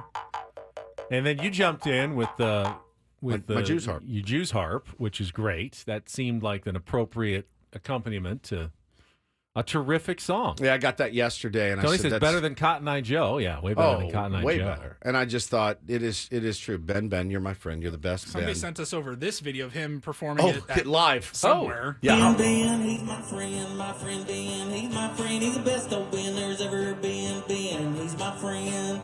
Ben, you're my friend. Ben, you're my friend. He wears shorts just like I do? Yeah. I like this guy. So he sent that over, and I go, I wonder if this guy's on Spotify. And sure enough, the produced version was available. Who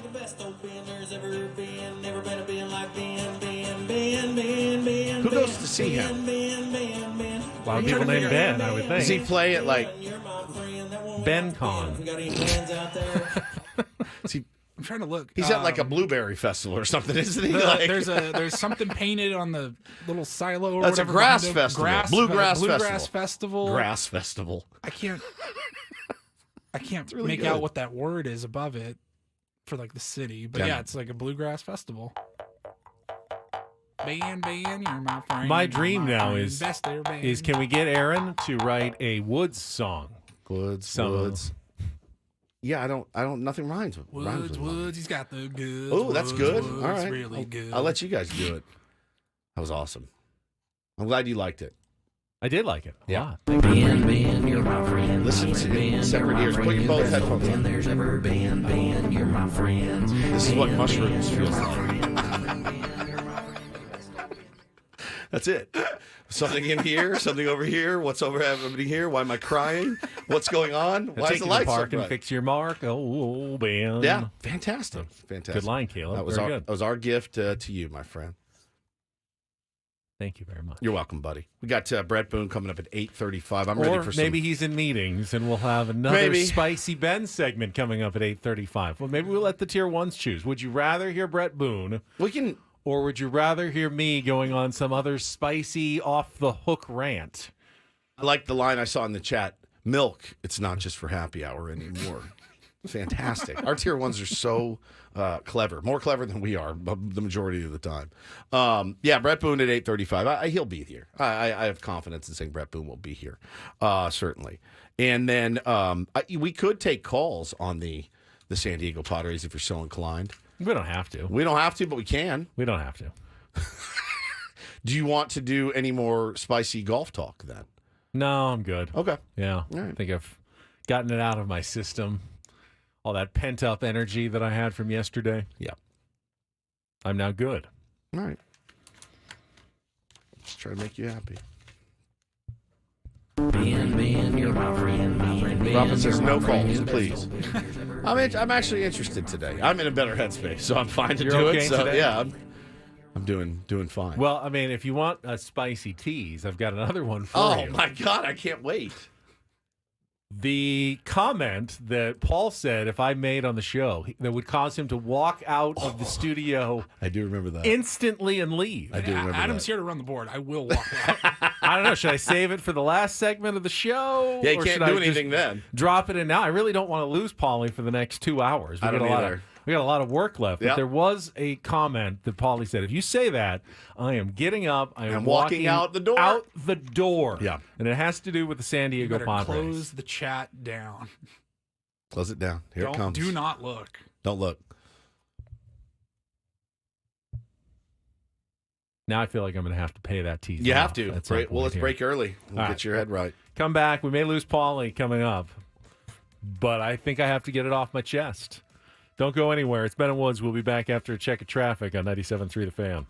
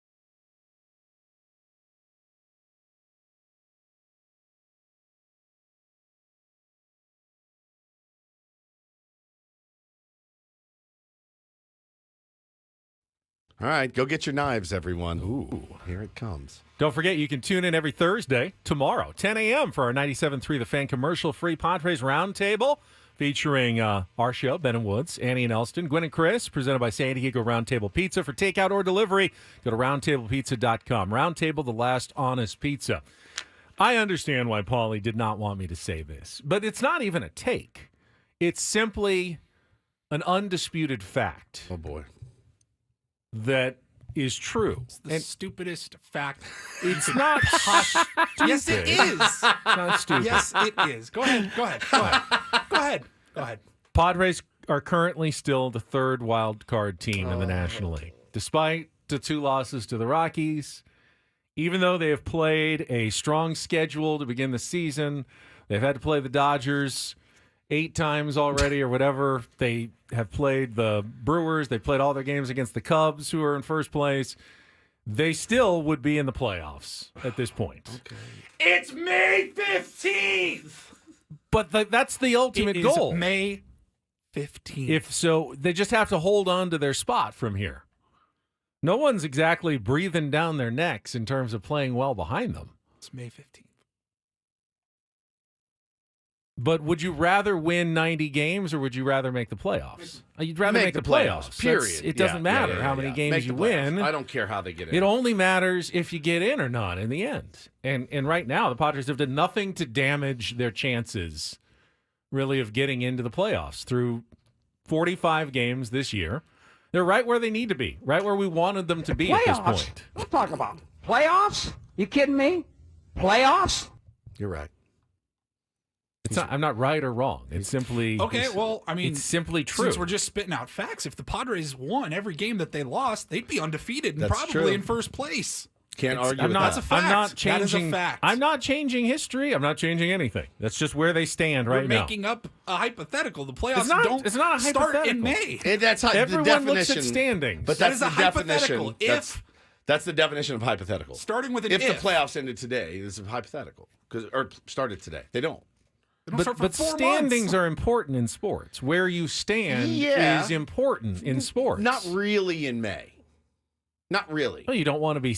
You don't want to be the Rockies 6.5 games out of a playoff spot. But they're playing better than the Padres are right now. But I wouldn't trade spots with them. But you'd like to be the Dodgers, and you'd rather be the Dodgers. Right. But the Padres are not in a bad spot right now in terms of their one loss record through 45 games of this season. Yeah, it does not give me. I'll tell you this. While you're not wrong, it gives me no sense of hope, or not hope. It gives me no sense of calm.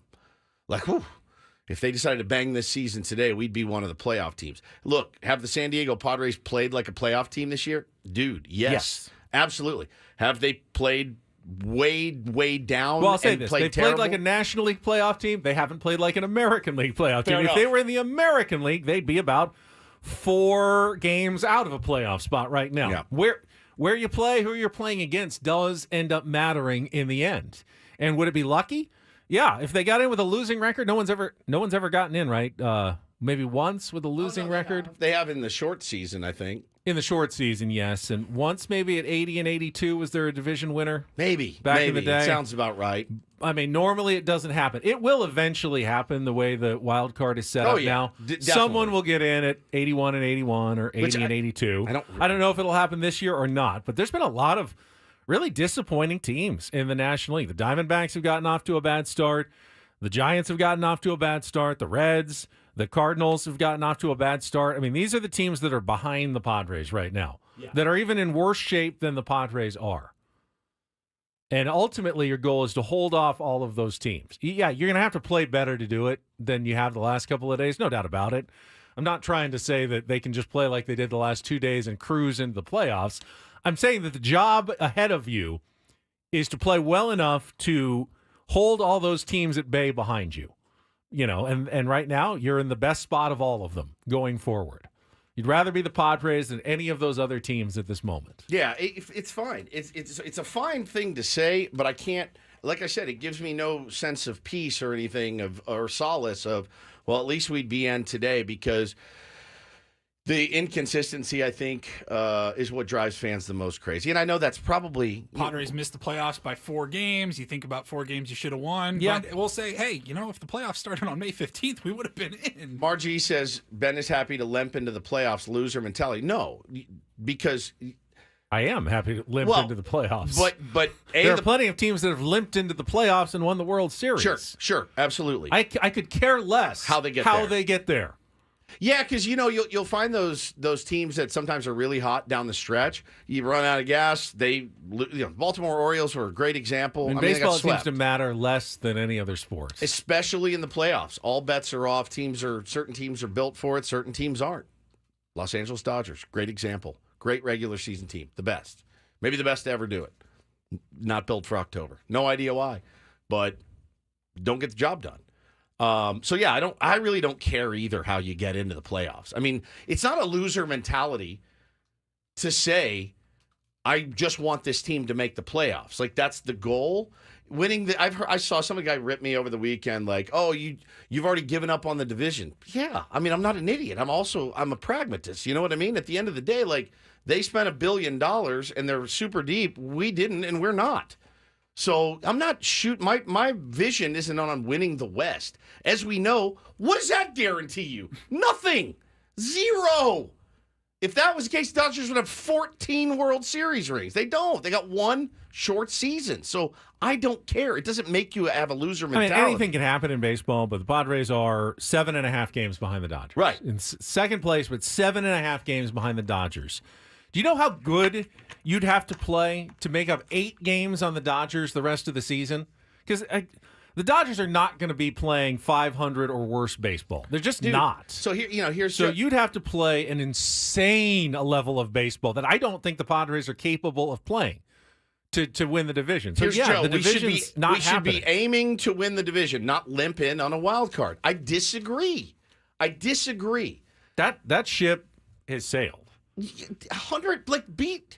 Your mentality is to just win every ball game. I get it. That doesn't change at all, ever. For every player and manager and fan, you want to win every game. You can't control what the Dodgers do. That's exactly and they're not, right. Well, they're not coming. You can when you play them, and you've beaten them. But they're not coming back to the pack. I'm not resting my hopes that the Dodgers are going to play. If the Dodgers played 500 ball from this point on, they'd still win 90 games. Right. Which would be tough to get to. Padres would have to play outstanding to get there, but they're not playing 500 ball. If the Dodgers just play what they're doing right now, they're going to win 106 games or something. They're playing over the 659. They're going to win so many games. The Padres couldn't even think of getting to that many, I don't think. They don't have the depth. They don't have the pitching staff to win 105 games in this year. It's a great point Tyler makes. For the record, 162-0 is still yet to be achieved by any team. Is that loser mentality if we don't go 162-0? I really don't look at making the playoffs as having a loser mentality. Because, again, let me hammer this point home. Hammer it. Winning a division means nothing. It gives you nothing. You get to avoid a 3-game wild card series. And how many division winners have won the World Series? I mean, let's just talk about the NL. How many times have the Dodgers won the World Series in the last 35 years? Half of one. No, a third, basically. So I love your mentality that, yes, we should be gunning for the division. And they are, but it's not the end-all, be-all. And it doesn't make you a loser to say, let's make the playoffs and see what happens. Let the chips fall where they may. We've seen the Diamondbacks, last year. Great example. Now, they made the World Series, but they were scuffling. They were scuffling most of the year. It's okay to have faith in your team. It's also okay to punt on the season if you're so inclined. But if you punt on the season, then punt. If you say you're going to go, then go. Don't have 1 foot in, 1 foot out. Be in or be out, right? That's kind of my thing. And I just don't look at it as like you're a loser if you only want to make the playoffs. That's kind of the goal. And then you let the chips fall where they may. I mean, this is pretty standard stuff in my opinion. I mean, if you could win the division, sure, it'd be great. Be fantastic. But what's it guarantee you? Nothing. Guarantees you nothing. Paulie's still here. Thank you, Paulie. I appreciate you putting up with me and my relentless optimism. Well, and it's not necessarily optimism. It's the way that it is right now, but I don't think it's going to stay that way forever. And that's what that's what you have to avoid. Someone behind the Padres will start playing better. I don't know who it is. Is it the Diamondbacks when they get healthier? And I think Will what the Giants, people are saying, what we're saying is the Padres need to be the team that continues, Right. tries to play Well, you just better. have to play better than whatever team behind you starts That's playing right. better. My frustration was, and this was again at 5:30 when you Yeah. walked in. We're still mad about losing another game to the Rockies. true. Game you should have probably won. Yep. You tip your cap to yet another pitcher who's not gonna, he's not a Cy Young winner. And you go, well, if the playoffs started today, we'd be in. I'm like, you're insane. That's if an your insane approach to today's show. I think it's not the take; it's the timing. I think it's, for me, though, you can't do anything about the last two games. You can't do anything about the games you've already won. You can only do something about the games going forward. And for those games, Padres still have everything to play for in front of them. There's nothing that they have played their way out of yet. It's all still in front of them. Yeah, nobody's saying they were eliminated last night. Yeah, no, not at all. Now, and I know you're not, Paulie, but it does feel like some Padres fans look at the last two games, and it's such an indictment on the team for them that they feel like there's no hope, there's no point going forward. And I'm going that my point is that's ridiculous. That everything is still right there for the San Diego Padres. They have not done anything to hurt their chances at the only thing they were ever really playing for this year, which is the wild card, which is getting into the playoffs. And I don't think that's a loser mentality. I just really don't. I just think it's being being pragmatic. You guys know me. You've worked with me every day. Margie says that last year I said I didn't want to back into the playoffs. That's not true. I've never said that. What have I said for years? Get to the dance. Right? I mean, have you guys ever heard me say I don't want to back into the playoffs? Never. Never, ever, ever once. Because I realize once you get there, literally anything can happen. I'd rather drive in at 60 miles an hour. Sure, but but how did that work for some of those teams that drove in at 60 miles an is hour? either backing in or not making it. Bro, all day I want to get to the playoffs. I want to see what can happen. Bret Boone is going to join us when we come up next here on San Diego's #1 sports station, 97.3 The Fan.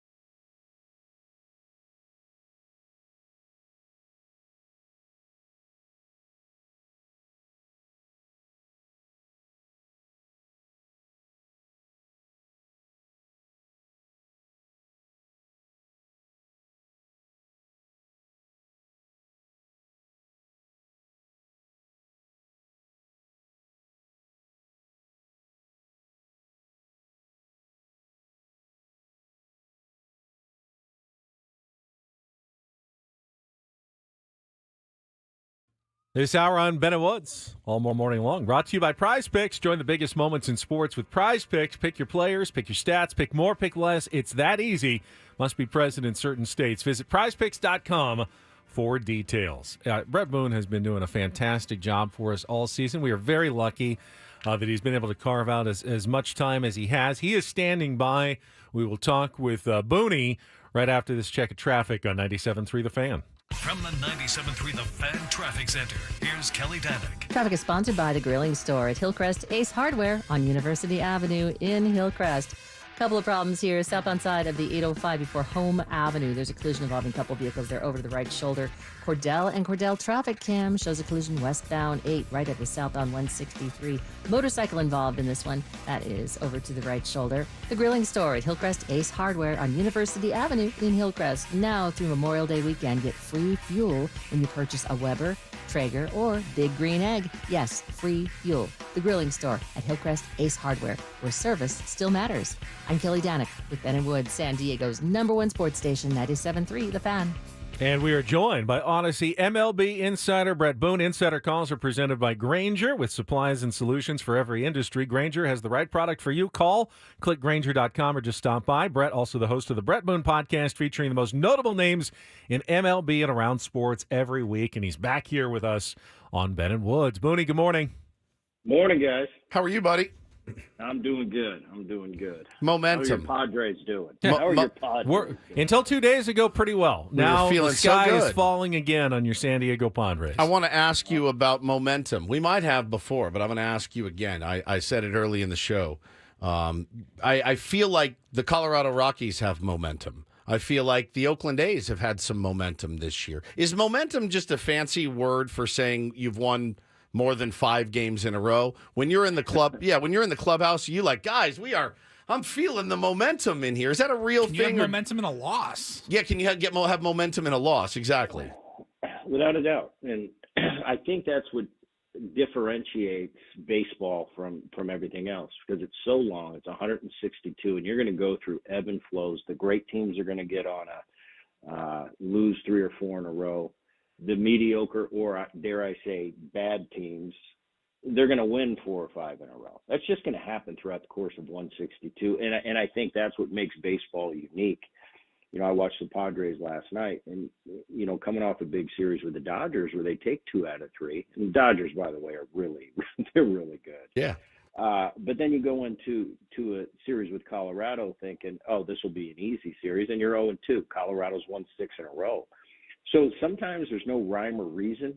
It's just the cream will rise to the top when it's all said and done. That's why we play for 6 months. And teams like Colorado, as good as they're playing right now, I can't look at you straight in the face and say they're going to keep this up. No, the Oakland A's they impressed me out of the gate. Absolutely. I thought they were on the way to losing 110 games again. And all of a sudden they were 500, last week, which I didn't expect. There's been a lot of surprises to me early in the 2024 season, across all of baseball. So this Padre team, it's a good team. I look at it and Cease. I love the Cease acquisition. I think King in the long haul, he's still going through that reliever starter, but I think over time King's going to be really good. Yu Darvish has been outstanding.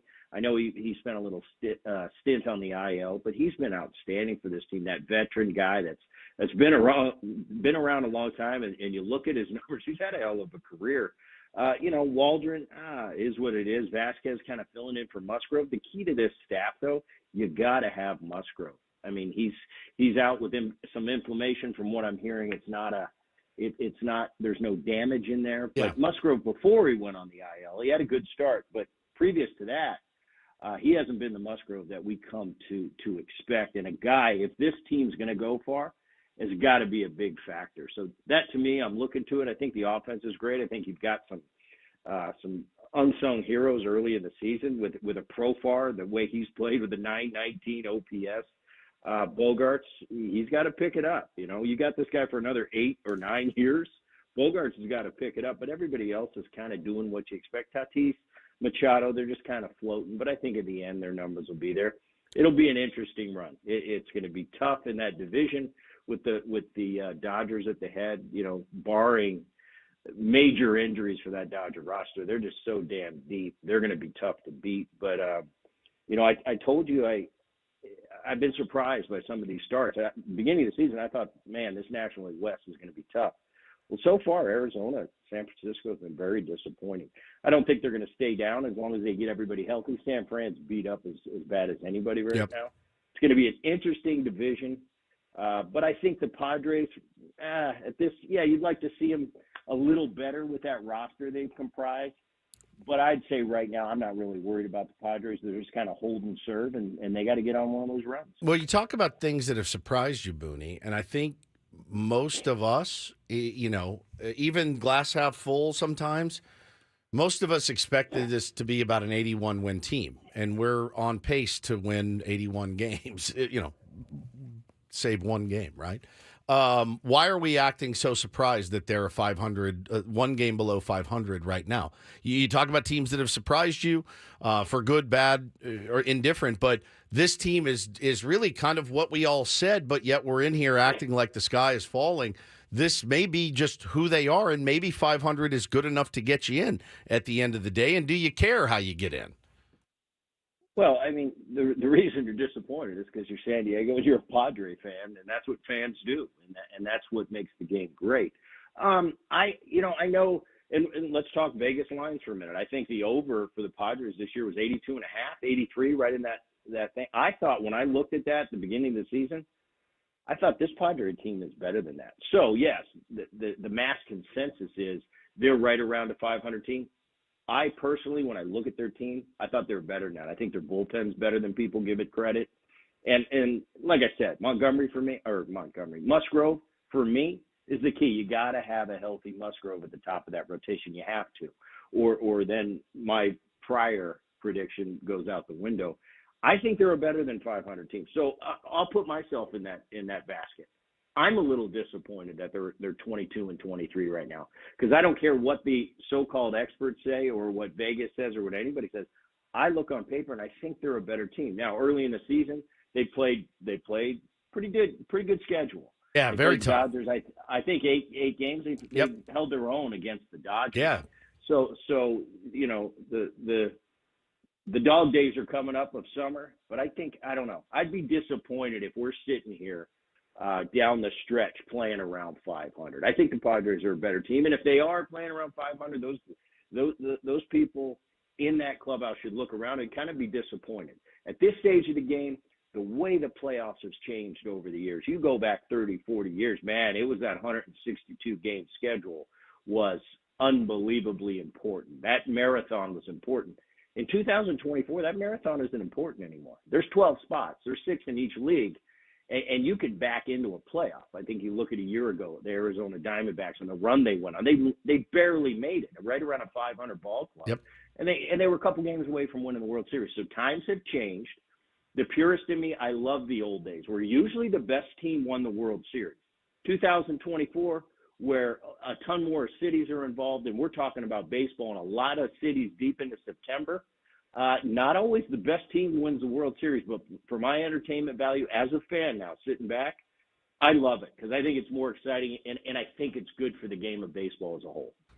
Bret Boone is with us. Insider calls are brought to you by Grainger. For the ones who get it done, Grainger offers professional-grade supplies and solutions made for every industry, backed by product experts. Call clickgrainger.com or just stop by. So you mentioned the frustration. We certainly saw it from fans. Another full house at Petco Park last night, and after Manny grounded into the double play to end the game on Monday night, he grounded into 2 more double plays last night, and you could hear the boos from fans at Petco Park. So my question to you, and this might be a little different because of who you are, what does it really feel like to be a pro ball player, a successful one, and still get booed in your home ballpark? And knowing that when people boo and your name is Boone, you never really get booed at all. I never got booed in my entire life, and even when every bone in my body tell me they think I suck, my answer was, well, of course they're saying Boone. What else would it be? You know what? Going on the road, and I think Barry Bonds was famous for that. They don't boo mediocre players. But what about at home, though? But at home, yeah.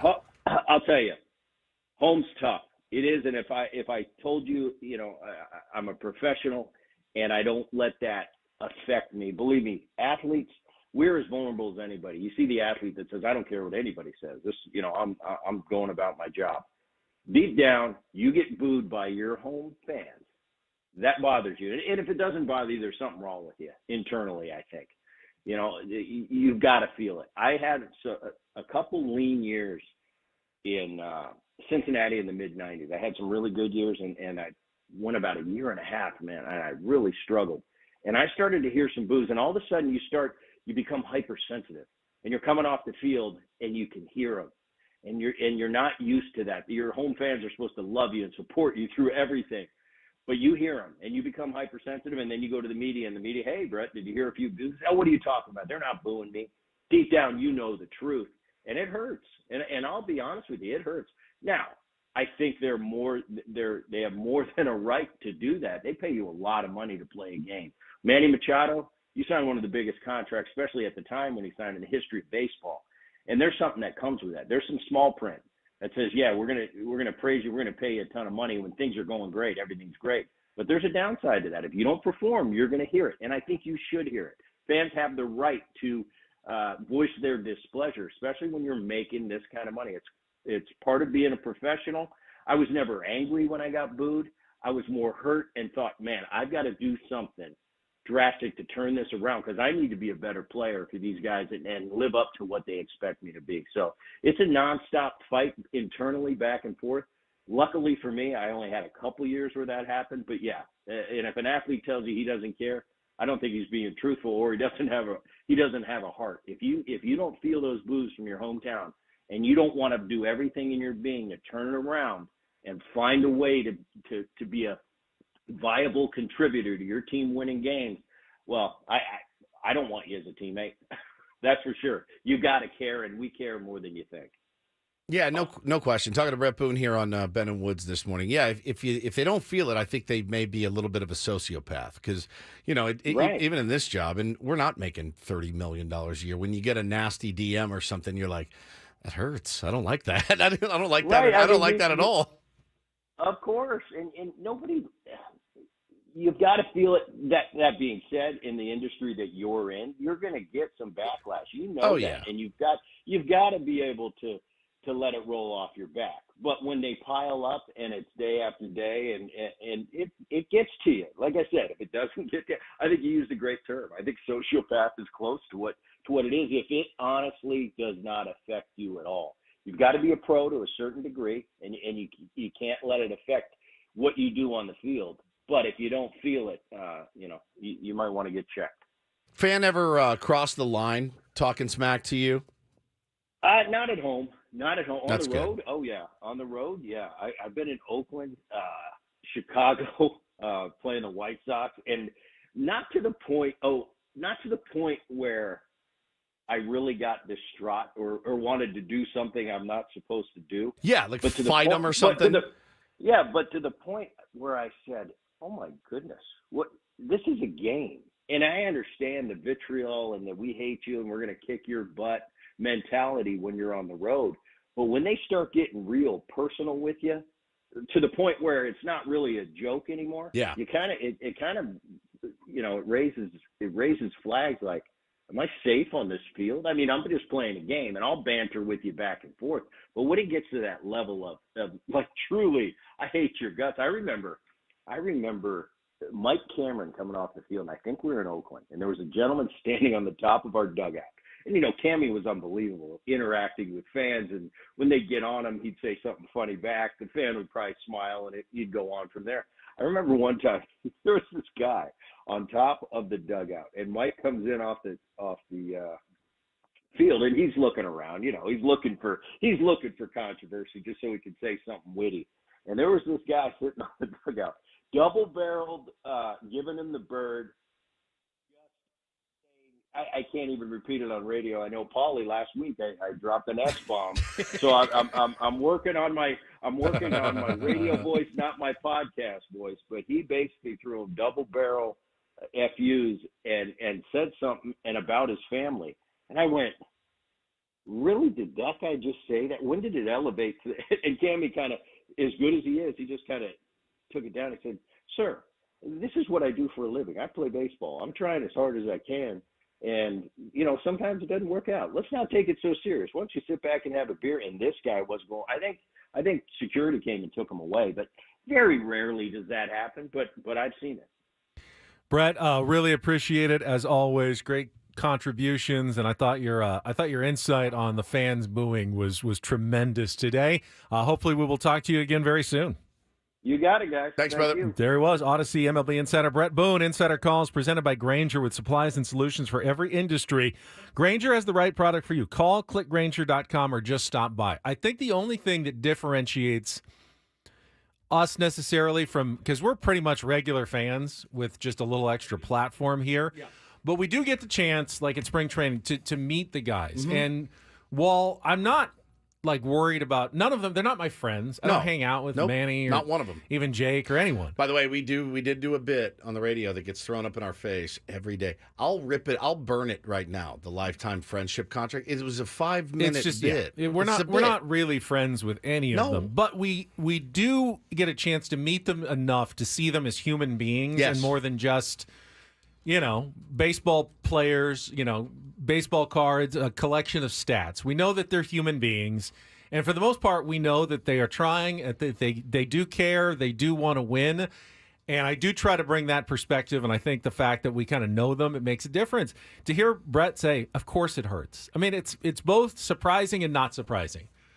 How could it not hurt to have your own fans booing you? Which, by the way, though, as he also said, you deserve it sometimes. But you also, and you also have absolutely the right to do that. Yep. Yeah, I have no problem with booing. And I'm not surprised that he just refused to believe it. If he heard a boo, it's Boone. It's Boone. Hey, real quick, I was just talking to Booney at the end there, and he said, hey, if you get a chance, we talk about his podcast all the time. He said, I got Tom Seidler joining the podcast this week, later today. So be on the lookout for that. Nice. As always, good content from Bret Boone. All right, we'll come back. Reindl Report. Final hour of Ben and Woods. We've got an Adam Klug appearance coming up as well. Oh, yeah. Spicy. All ahead here on 97.3 The Fan.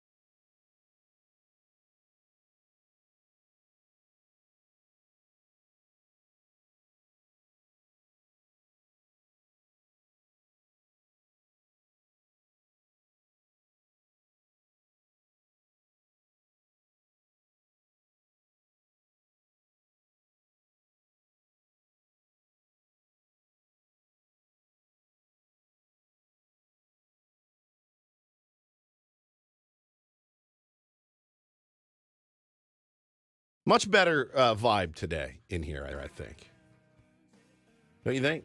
Even though you screamed at me earlier, but I feel like it's a much better vibe. I've been called milk and water and non-spicy. Yeah. Yeah, you're right. It is. That's much better. Today. Yes. Much better. We had the Ben song, our friend Ben. That made my day. I'll be singing that earworm for the rest, maybe, of my life. I think it's one of the catchier tunes that you'll ever hear. Very well done. Now, if the Padres win today, do we have to play it every single day? Yeah, absolutely. Absolutely. I don't have a problem with that. You don't mess with a winning streak.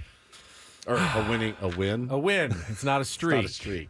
Get back to 500 today and move forward. Yeah. At least make it a pleasant trip to Atlanta to face the boy, the Braves have a good lineup. Oh, boy. And good pitching staff, too. Yeah. They're just a good team that the Padres have 4 games against coming up, but you got to get this one today and move on from there. As I said, you can't do anything about the ones you lost the last couple of days.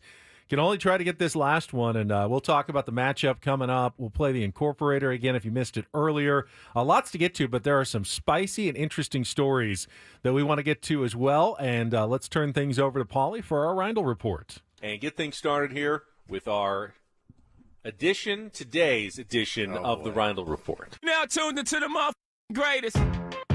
Welcome to the Reindl Report with Paul Reindl. Hi, Paul. All right. 2 stories from the world of sports that we haven't gotten to yet. We'll start off in Major League Baseball. And 1 story that you didn't know you needed. Are you laughing, biatch? It's the Reindl Report Hey, Paul, how you doing? Okay, how are you? on 97.3 The Fan. Are you ready to bless the mood? I need some help, please. That was good. Can I get a yeah? Oh, yeah. All right. All right. It's the Reindl Report, brought to you by the Frozen Ropes Summer Baseball League. Woodsy's been telling you about it, as am I. The Frozen Ropes is now registering ball players age 6 through 12. Go to SanDiegoFrozenRopes.com for more information. Gentlemen, we'll start off with some news coming down this morning. Now, yesterday we spent a segment trying to explain to Woodsy what Roku was, because is it official that MLB is partnering with them, or is it just reports? I don't know. It's official. MLB Sunday morning Roku. taking that Sunday morning Peacock game that we've had over the last couple of years and now moving it to the Roku channel. You can go back and listen to that segment if you need to. But Netflix is now making some waves with their announcement this morning that they will be the home of live NFL games on Christmas Day. Now, Christmas Day sporting events has always been the big day for basketball. It's kind of the unofficial opening day for the NBA season. Oh, I love it. And Every Christmas. Was it last year or 2 years ago? Christmas fell on a Sunday, and the NFL said, well, sorry, now it's ours. Sorry about it, dudes. Well, Christmas falls on a Wednesday this year. And the NFL still says, no, we're taking Christmas over for sports. Sorry, NBA. So there will be 2 games on Christmas on Christmas Day this year. And if you want to watch them, you will be watching them live on Netflix. Now, I'm assuming all the bye weeks are done by then. So do you have to play the previous Sunday and then on Wednesday, or do you play on Wednesday and then the following Sunday? Which week is that a part of? Is it the week, like, will it end with the Wednesday, or will that week start with the Wednesday in the NFL? NFL schedule drops tonight at 5 o'clock. I guess we'll find out. So we will I'm find curious out. about that. But Wednesday night football, Christmas football. Woods is really just waiting for the MLB package on Christmas Day. It's Twins Tigers on Christmas Day. Why are you playing? The season is over. I'm here for it. You'd rather see that than an NBA quadruple header or an NFL double header on Christmas. Any day. Marlins A's, I'm in. Probably have to be somewhere in a dome on December 25th. I'm all the way in. I don't know if I can do this year round. You need a break. Baseball, yeah. Little break. Well, most of us have Netflix, so yeah, it's different. Than, even like, I have Netflix. Peacock. Oh, I got to get Peacock. Paramount Plus. Now I got to get that one. But Netflix, I think most people subscribe to, so you will at least get to watch it that way. That one's not too absurd. You can watch Baby Reindeer on there as well. It's excellent. Excellent. All right. This one I think is a bit of a talker here. Real life deal or no deal for a sports gambler. All right. This story goes. This man, Wayne Shelton, he last year placed a $100 bet on a 3-leg parlay. The parlay was the Texas Rangers to win the World Series, check. Kansas City Chiefs to win the Super Bowl, check. Okay. And he has the Oklahoma City Thunder to win the NBA Finals. Number 1 seed the in the one West. seed in the West. Wow. So as the playoffs began, they cruised through their first round, the Thunder did. He started getting some pressure because DraftKings, who's where he started the bet, where he placed the bet, they don't want to pay him out for that bet. If they were to win, if the Thunder win it all, and he wins that bet, that $100 would turn into $1.7 million. So if you're DraftKings, you're gonna make him an offer to buy that ticket back. Yeah, it started with a $100 parlay, and he, in the second round of the NBA Finals or NBA playoffs, the Thunder won Game 1, and that offer that DraftKings made to him shot up even higher. Then they lost their next 2, and he didn't know what to do because the value of that ticket started going down as they were potentially facing elimination. So he made a decision. He walked away. And let me pull it up here. I will let him explain it. I thought it was well thought out. All right, guys. This is it. Last time. One hell of a ride. I got to go to a playoff game in OKC, and one of hell of an up and down here with the cash outs. Started at 11,000, got all the way up to 100,000, dropped all the way back down to 30,000, and right now we're at 80. And I said last night, I said if we win this game and they offer at least 80, I'm walking. Well, they're offering 80, and I don't think I can take any more. I want to keep going, but I'm a single dad, and the money would be wonderful. Badass. So I want you guys to see it happen. And he's flipping around his camera. He's showing his computer. He's cashing out on DraftKings for $81,000. Yes. Cash out, baby. So he cashed it out. Yeah, absolutely. But he said if the Thunder if they win and that offer goes up to 80, I gotta take it. He was talking about. I was reading on TMZ. He was like, it was driving him nuts. Yeah, keep you up at night. Can you even imagine? And so now the question is, would you have cashed out? Would you have let it ride?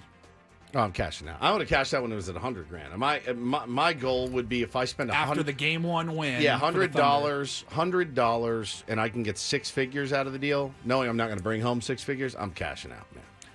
Guy apparently knows enough about sports to put that wager together, but he doesn't know enough about gambling because I think he's an idiot for taking the 80,000. Do you?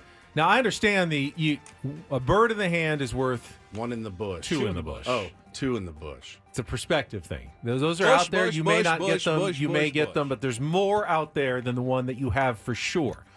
But in this case, he took. I just did the math. He took 1/21st the payout of what he could have won. Okay. Which means, mathematically, if the Thunder win more than 1 out of 21 times the title, that's a bad deal for him to take. There's only 8 teams left in the NBA playoffs, right? So if you played it forward, if you from played this it point forward on, 21 times, do you think the Thunder are going to win more than once? I think yes.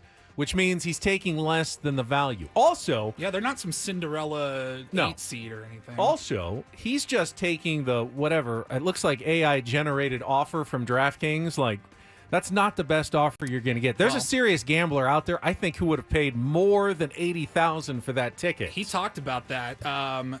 He cashed out with DraftKings where he placed the bet, but it said that he could have Shelton's cash out was as high as $100,000 at one point, fell to $30,000 after OKC lost 2 games in a row against the Mavericks, and he was talking about how he could have sold it on the secondhand market. There are other websites where people will buy your active bet slip, and it was like well over $100,000. You also could currently, if you'd like to, because if you win, you get $1.7 million.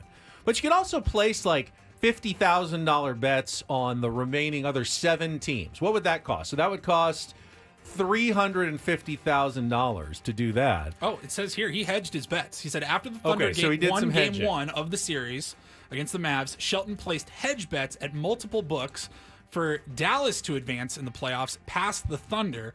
He got varying odds at each book, but he estimates that he placed $10,000 worth of bets to win around $14,000 if Dallas were to go on and win the series. All right, so now he's cheering for the Mavs. He's 100% because he probably still has those bets out there. Or at least he hedged a little bit on that. But I don't know that I think I might have looked to cash out as well. I just think he could have done better mathematically. I feel like you would have cashed out ASAP. I might have cashed out, but I would have tried to get the absolute maximum I could have gotten out of it. And I don't think mathematically he got anywhere near close to the best deal that was possible. Sometimes shopping for the best deal is just not worth the headache. That's how I feel, at least. I know, when you're at that levels of money, it's probably worth the headache. Even if you just got another $10,000, isn't it worth a couple of hours of work to get an extra $10,000 to get a better offer on that?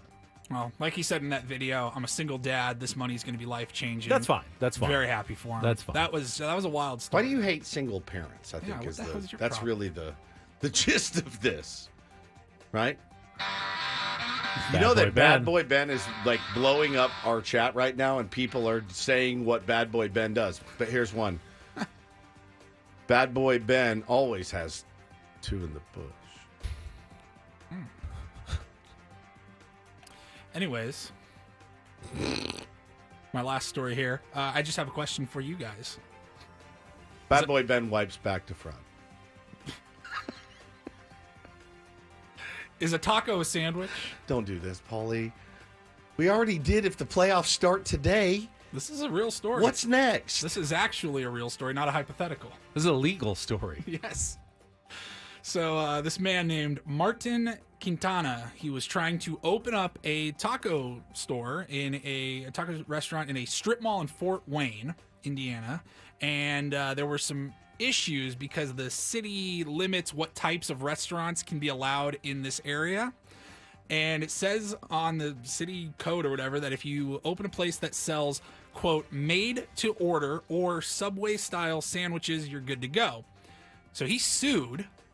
And he claimed that tacos and burritos are, in fact, sandwiches. Burrito. So they're okay with a sandwich shop going in, but not a Mexican restaurant, is what Correct. They're saying. And he's claiming now that tacos and burritos are sandwiches. He sued. It went to a superior court judge who on Monday ruled that, yes, those qualify as sandwiches. You can open your restaurant. A taco is not a sandwich. I'm sorry. It's a taco. A torta. A torta is a sandwich. You could have sold tortas on your menu and said, just a torta shop? I have my sandwiches. We also have tacos on the side if you'd like them. But there's already a Mexican sandwich. It's called a torta. They're delicious. They're outstanding. Yeah, they're incredible. They are delicious. But they're not sandwiches. I mean, they are sandwiches. Tacos are not sandwiches. It's a hot dog, a pizza. I hate this topic. The real issue here is don't go to Fort Wayne for your Mexican food. Well, if you're in Fort Wayne, it's something you can't travel to San Diego every weekend. You got to do what you got to do. I guess so. Bad Boy Ben. I'm skeptical of the Fort Wayne Mexican food quality. Bad Boy Ben opening a restaurant called Torta Bell. Tortas are delicious. Let that man open his shop, as good Juju says. He's going to. He's going to now. Well, now it says there could be an appeal.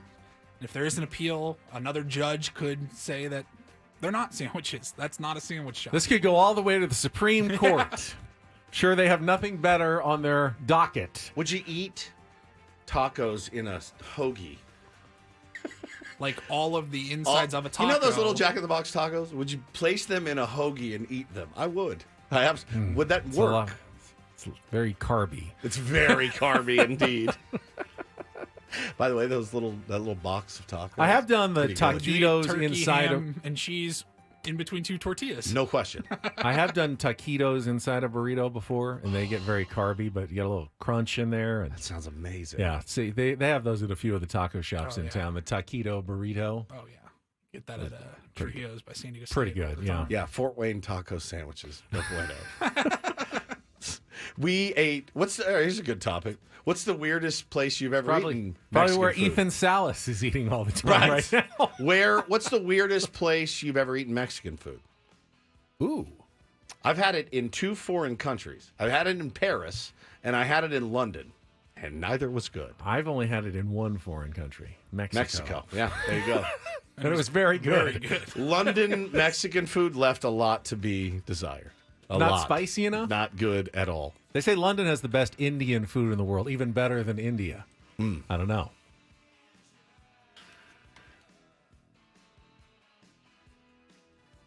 All right, we'll come back. We're going to play the Incorporator again and take a look at today's must-win matchup. Must for win. the San Diego Padres. 100% must And win. we can tease it. There was another story that we had here that we pushed because we're going to have Adam Klug in at 9:35. We need his to commentary discuss. on a story as well. All coming up with Ben Woods after a check of traffic here on 97.3 The Fan.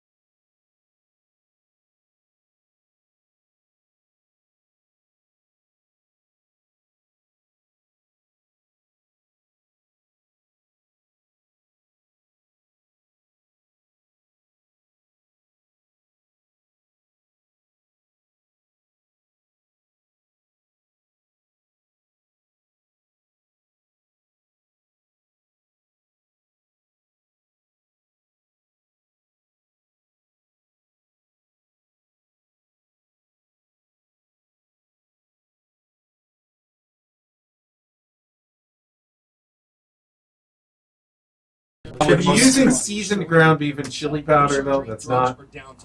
I'll eat it. That's a white boy taco, and I will It's eat delicious, it. but I'm not calling that authentic Mexican. It's not authentic. 614-PAIN. Don't wait. Call today. QC Kinetics, 619-614-PAIN. Look around. You can find cars like these on Auto Trader, like that car right in your tail.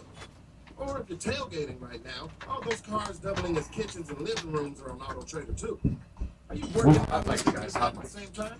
Well, Multitasking Pro. Oh, that stupid in the gym thing. parking lot are for sale on Auto Trader. New cars, used cars, electric cars, maybe even flying cars. Okay.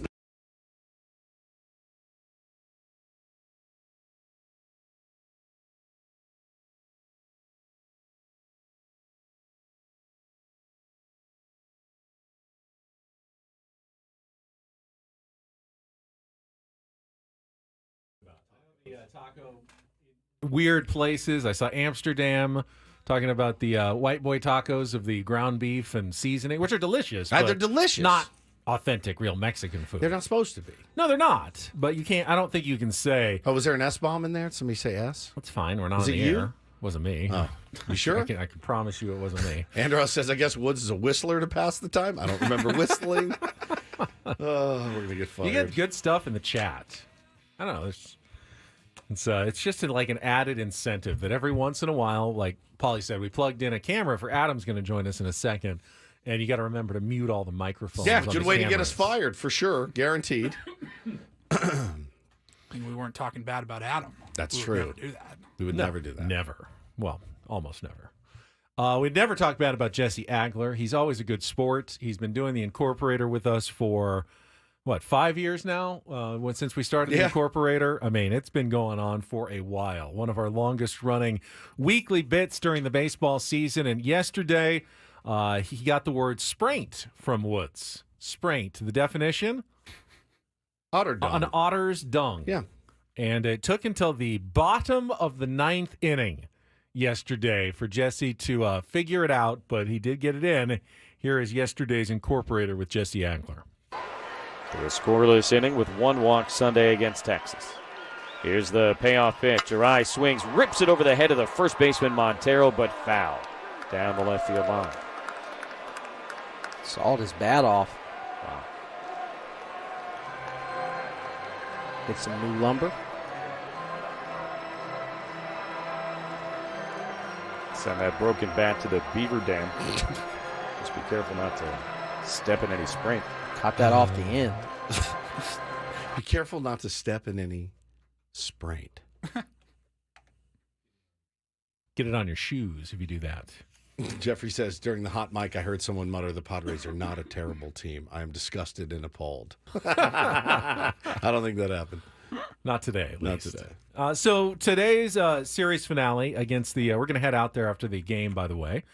Scheduled to talk to Dylan Cease, so I'd imagine you'll hear that conversation tomorrow on the program if all goes well.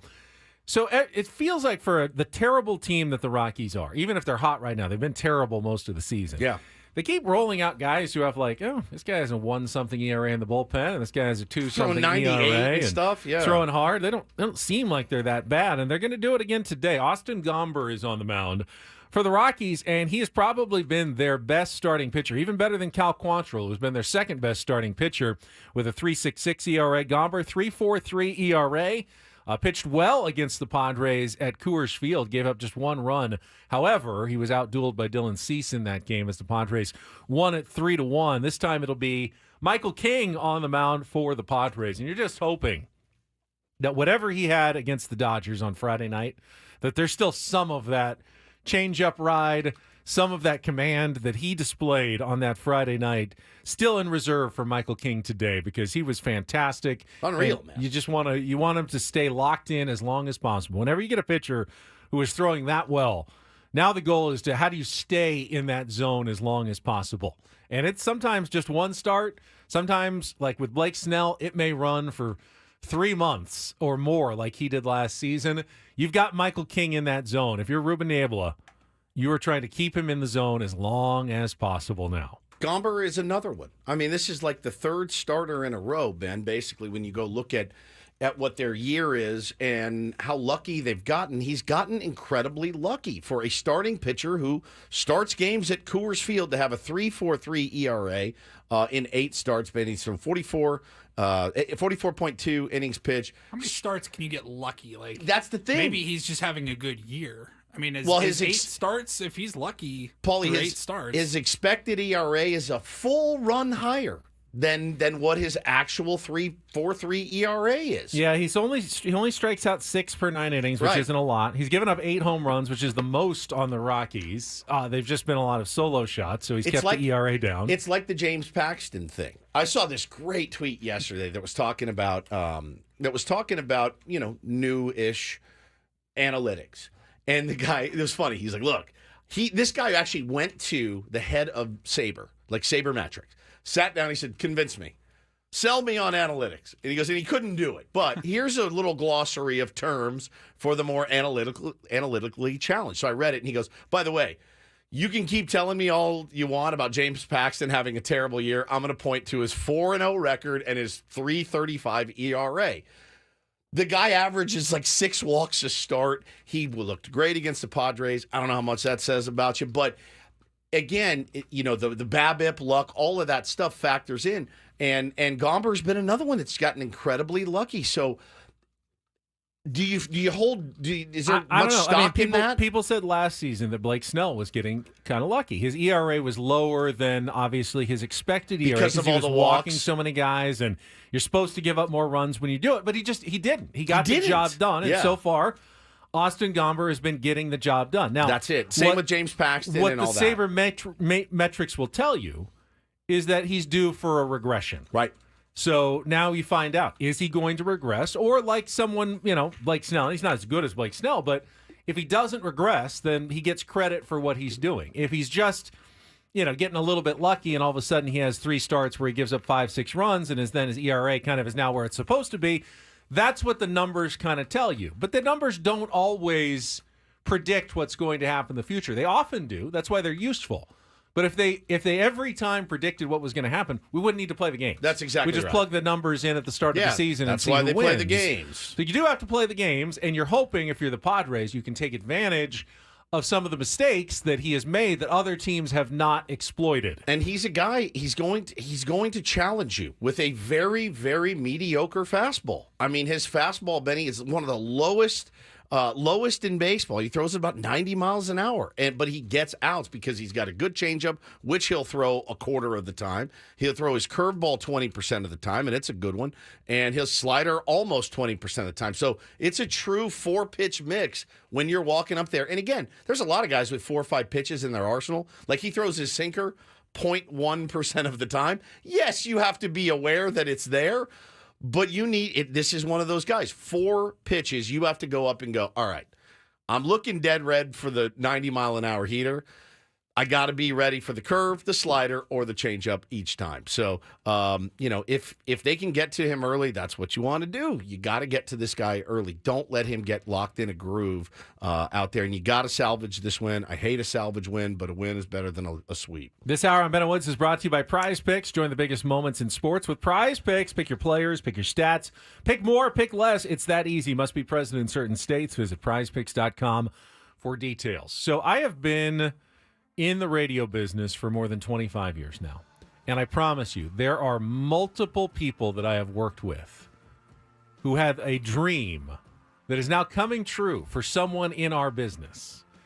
And we will talk with our boss, Adam Klug, who used to work with this person, when we come back with Ben and Woods on 97.3 The Fan. Does that make sense? Yeah. Okay.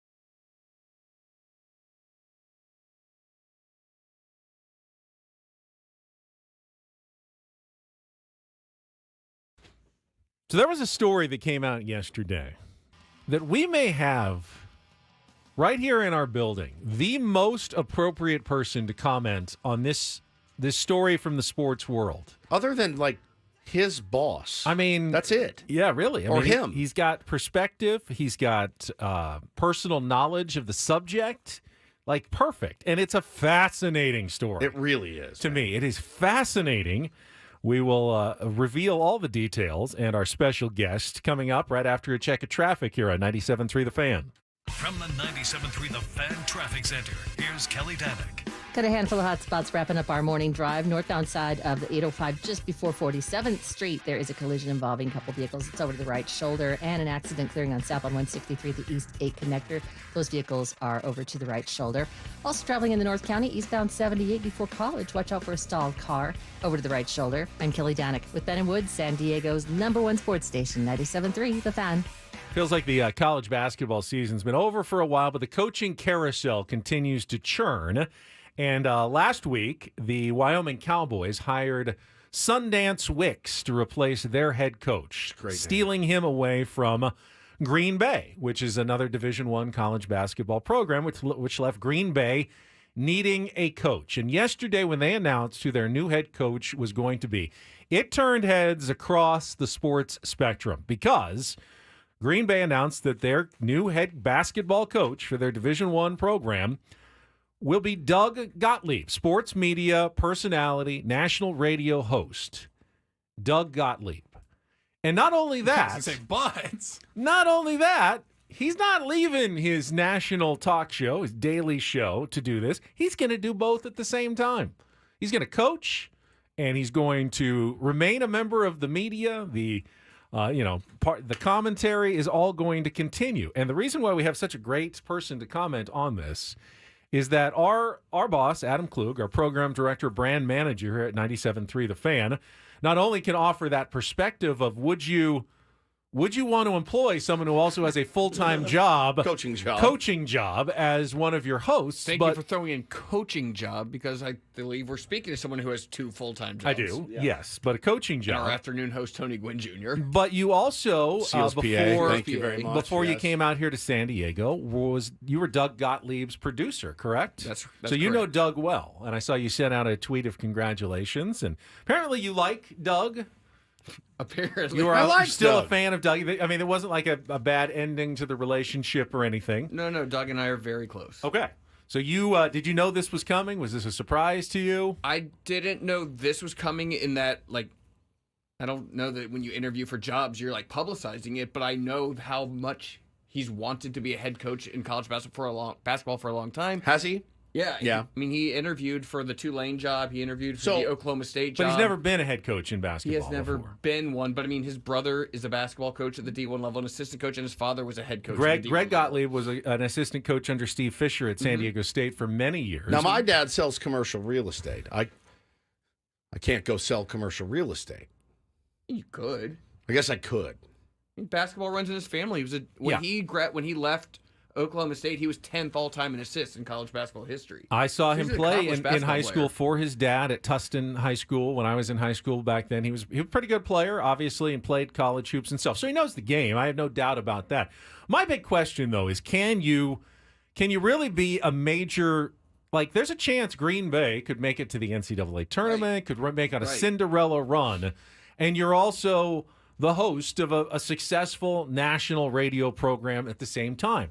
It almost feels like two hats that are impossible to wear at the same time. I imagine there will be situations where he has to pre-tape segments or shows or just miss his show, which, I mean, I worked with him at ESPN and CBS, and there were times where he had to miss his show for other obligations. And, you know, it certainly calls into question priority and hierarchy of jobs and responsibilities. I would never miss a show for other engagements. I would. How often, by the way, how often do you hear, you know, people on Twitter or whatever say when you see on social media players out golfing or doing something, well, he should be watching film or whatever. Like, hey, you know, Green Bay has a bad loss. Well, were the players ready? Well, if only Coach Gottlieb had a little bit more time, but he was hosting his afternoon talk you show, open yourself up to breaking down the Steelers-Ravens matchup from over the weekend. So what's the advantage, do you think, for Green Bay? Because they obviously could have hired. I'm sure there were plenty of people out there who wanted a head D1 head coaching job with experience, assistants who are ready to make the jump. And this is a bit of a rhetorical question, but what's the advantage of hiring Doug Gottlieb over everybody else? I said this to somebody the other day. I mean, first and foremost, it's winning the press conference. This is a diet version of the University of Colorado hiring Deion Sanders, right? Like, Colorado football had been irrelevant for how long? But he coached, though. But, that's why it's the diet version, right? Deion Sanders had success at a lower level as a coach, but nobody else was giving him a shot at the D1 level, and they did. Doug Gottlieb has been a coach of, like, the Maccabi teams in Israel. Obviously, he's we see former players who have never coached. Steve Kerr had never coached, and the Warriors hired him. Mark Jackson had never coached, and the Knicks hired him. Like, we've seen that. He's got basketball in his blood. His father's a coach, brother's a coach, and he played. And Green Bay was all over social media. They won the press conference. Yeah, it was smart. It was a smart thing to do in the moment. Let's see if it works. Yeah. No, I do think Doug is talented and knows a lot about the game, and it could work. I don't know how much ultimate success you can have at Green Bay. And you know him off the air more than on the air. On the air, I've never really liked him. Scatterbrain. Totally. And I would say that to his face too. By the way. Like weird takes sometimes too, and you do wonder, will that translate into the ability to coach? He takes that contrarian approach to the next level. Yeah, he does. There's a couple interesting things that you guys commented on earlier as well. It's like, on the one hand, like, part of his job as a radio host is at times to be critical, and is he gonna criticize, let's call it Shaka Smart in Texas, right? Maybe Texas plays Green Bay, Texas smokes Green Bay, and then when Texas loses a regular season game or early in the tournament, Doug criticizes them, and then Shaka Smart's like, dude, we beat you by 40 points, and you're going to sit here and tell me, and you messed up your timeouts and your lineup rotations when we played you, and now you're going to criticize me in the national title game? Yeah, it's tough, man. It puts you, it puts your feet to the fire, right? And then your other employer, Fox Sports Radio, is like, where are your priorities? Did you watch the Alabama-Georgia game on Saturday afternoon? Or were you coaching? Right. And if you're Green Bay, are you out recruiting? Are you watching film? You're the boss. Do I actually have to watch these games that I talk about? Is that something that? No. Oh, wow. I did not know that. Let me give you a hypothetical. National radio host is different. Let me give you a hypothetical, Adam, that I don't think is going to happen, but is not a total zero possibility. Let's say our friend Skip Schumacher, he's leaving Miami clearly after this year. They've already pretty much bought him out. Gets another job and says, Woodsy, I want you on my staff. I want you as a bench coach. I love your attitude. Big fan of the show, which I know he is. Thanks, Skip, for listening. Skip. We appreciate that. Love you so much. And Woods goes, yes, but I want to keep doing the radio show. No chance. What would be your response to Woods both being a bench coach in Major League Baseball and also co-host of Ben and Woods? Is there a difference between you hosting the sport, doing sports on the TV news at night, and doing your morning show here? I think there's a huge difference. We do it with Tony Gwynn Jr., right? Tony Gwynn misses shows and he travels with the team. Yeah, but this would be even better, wouldn't it? I mean, great insight. By the way, it would be unbelievable insight. I'm not keeping this job. You're sorry. not. You're just leaving for Skip. You're it's leaving the only me for job Skip. I would leave for. Yes. Another thing is when you're a coach, like, you're privy to a lot of information from meetings and stuff about. He's going to be getting information on TV rights deals and NIL and the transfer, all the stuff. Is he allowed to talk about that? That's interesting. Talk about if you were on the air, you would have to bite your tongue on a lot of things. You absolutely would. You absolutely would. And that would be a very hard thing, I would think, to do. Not to mention his show is from 2 to 4 Central Time, I believe. You're telling me that there's not going to be a 5 or 6 o'clock basketball game, and it's like, hey guys, I'll be at practice. Hold on, I got to finish up my take on the Cleveland Browns. He's going to need some good assistance, clearly. Jeter wants to know what job I'm leaving for. Skip Schumacher's bench coach. That's it. And it's a 0.000. You would have been the guy getting ejected last night. Correct. Instead of Skip. Gladly. I would take a bullet for him. Easily pointed to you, and you would have just taken it. I would have just worn it. Like, that's fine. I'll go in the clubhouse and watch the game, eat snacks and stuff. Yeah, 100%. But no, I didn't see this coming yesterday, but I know that he's chased other college basketball jobs, including when I was his producer, and I wondered, how is this going to affect me? Ooh, Now his producer, like, is going to, they're located, I think, up in Sherman Oaks in California, right? Like, his producer's going to be in that studio, and his host is going to be in Milwaukee or Green Bay, whatever. It's a nightmare. It's too much. I don't know that it's sustainable long term, but it's interesting.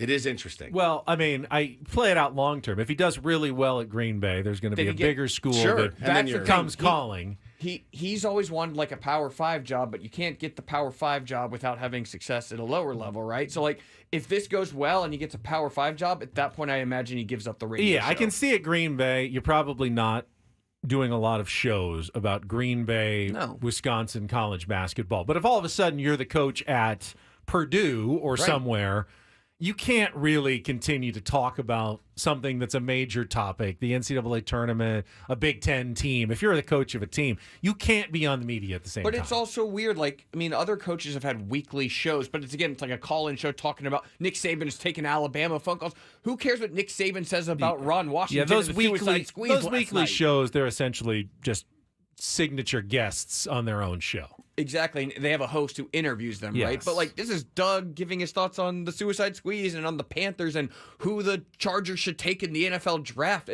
It's crazy. But all the meanwhile, they got a game coming up later that night in a couple hours against, UW Milwaukee or whoever it is. And it's like, it's going to be tough. I don't know that it works long-term with both gigs at the same time. Managing the Tier 1 adult baseball team and doing this job is hard enough in its own right. I can't even imagine doing, all right, I got to go, sorry, guy. I mean, there's no way you can't do both. I don't think you can. I think the radio will take second fiddle to a coaching job. Of course I mean, it will. And by the way, which is a drag on everybody who, by works the way, for him. And, well, everybody at Fox Sports, like, that's their top priority. Correct. And they're having to sit there knowing it isn't Doug's top priority. Yeah, it's tough. It's tough. I deal with it every day, as you know. It sucks. Let me check Ben's Twitter bio. Let's see if he's changed it. Adam, thank you for the perspective. You're welcome. Well, I wish Doug the best, though. Well, I've got you on the spot and you're on the air, so you can't say no. I just got my 2024 All-Star Media Credential application. Would you like to send Ben and Woods to the All-Star game? Where is it this year? It's here in Dallas this year. Oh, it's in Dallas? Yeah. Here in Dallas. Here in Dallas. Yeah, we should go. Yeah. I think I'm It's out a of local town. trip. We don't need hotel or airfare, right? Globe Life Park in Dallas. Globe Life Field in Arlington, Texas. Now, I do notice you do have on your Twitter bio 10 new sports director first. But it's they're both on there. They're both on there. You know what's interesting, by the way? You're putting me on the spot of am I sending you? There have been times when we've discussed whether or not to send you, and you're like, we don't want to go. Fair enough. So even if I said, yeah, well, you guys want to go, you'd probably turn around and go, That is no, fair. we don't want to go. This is the All-Star break, a chance to just a take a couple days off from talking baseball. We don't want to go to the All-Star game. Yeah, I think we'd have some fun. I would like to experience Dallas with you. Someone who has lived there, who knows Dallas, My the ins and outs of Dallas. I don't know that you would like Dallas with me, actually. Well, yeah, that wasn't a good guy at all. Like, not even in the slightest. You were Bad Boy Woods? Bad Boy Woods. BBW. Oh. He just got a new nickname. Oh, no. I don't. Old BBW. I don't want that nickname. That's the worst nickname of all time. Come on. Oh, boy. I'm Bad Boy Ben. You're BBW. BBW. Fantastic. Look what I did. Stepped in a pile of otter dung. Thank you, Adam. Appreciate it. All right. God dang it. Let's hope. Everyone's calling me BBW now, for the love of God. I knew this. Stupid. I think just for the sanity of the roundtable tomorrow, that we Padres just better cancel win. it. That we just cancel it. How about that? If they lose, ooh, yeah, yeah. Adam. Adam. No, he's gonna. If the Padres lose, he's gonna be so excited about the spiciness of the roundtable tomorrow that he's that. Yeah, that's what he says. Even more need for a roundtable if the Padres lose. Such a turd. So, yeah, we'll have tomorrow's show, and then we'll have another extra hour for the roundtable tomorrow. Either way, it'll be an off day tomorrow with the Padres headed to Atlanta for a 4-game series against the Braves, and then 3 against the Reds. Pretty important road trip. For whatever reason, it's coming up. But first, it's the Colorado Rockies today, and we're going to be heading down to the ballpark post-haste. So we will talk to you tomorrow morning at 6 a.m. That's it for us this hour on The Fan, brought to you by Express Employment Professionals. You ready for a new job? Let Express Employment Professionals help you. One connection for a summer job in a variety of industries. Go to expresspros.com to find your location. That's expresspros.com. For Paul, for Woods, I'm Ben. We'll talk to you tomorrow here on 97.3 The Fan. So long, everybody.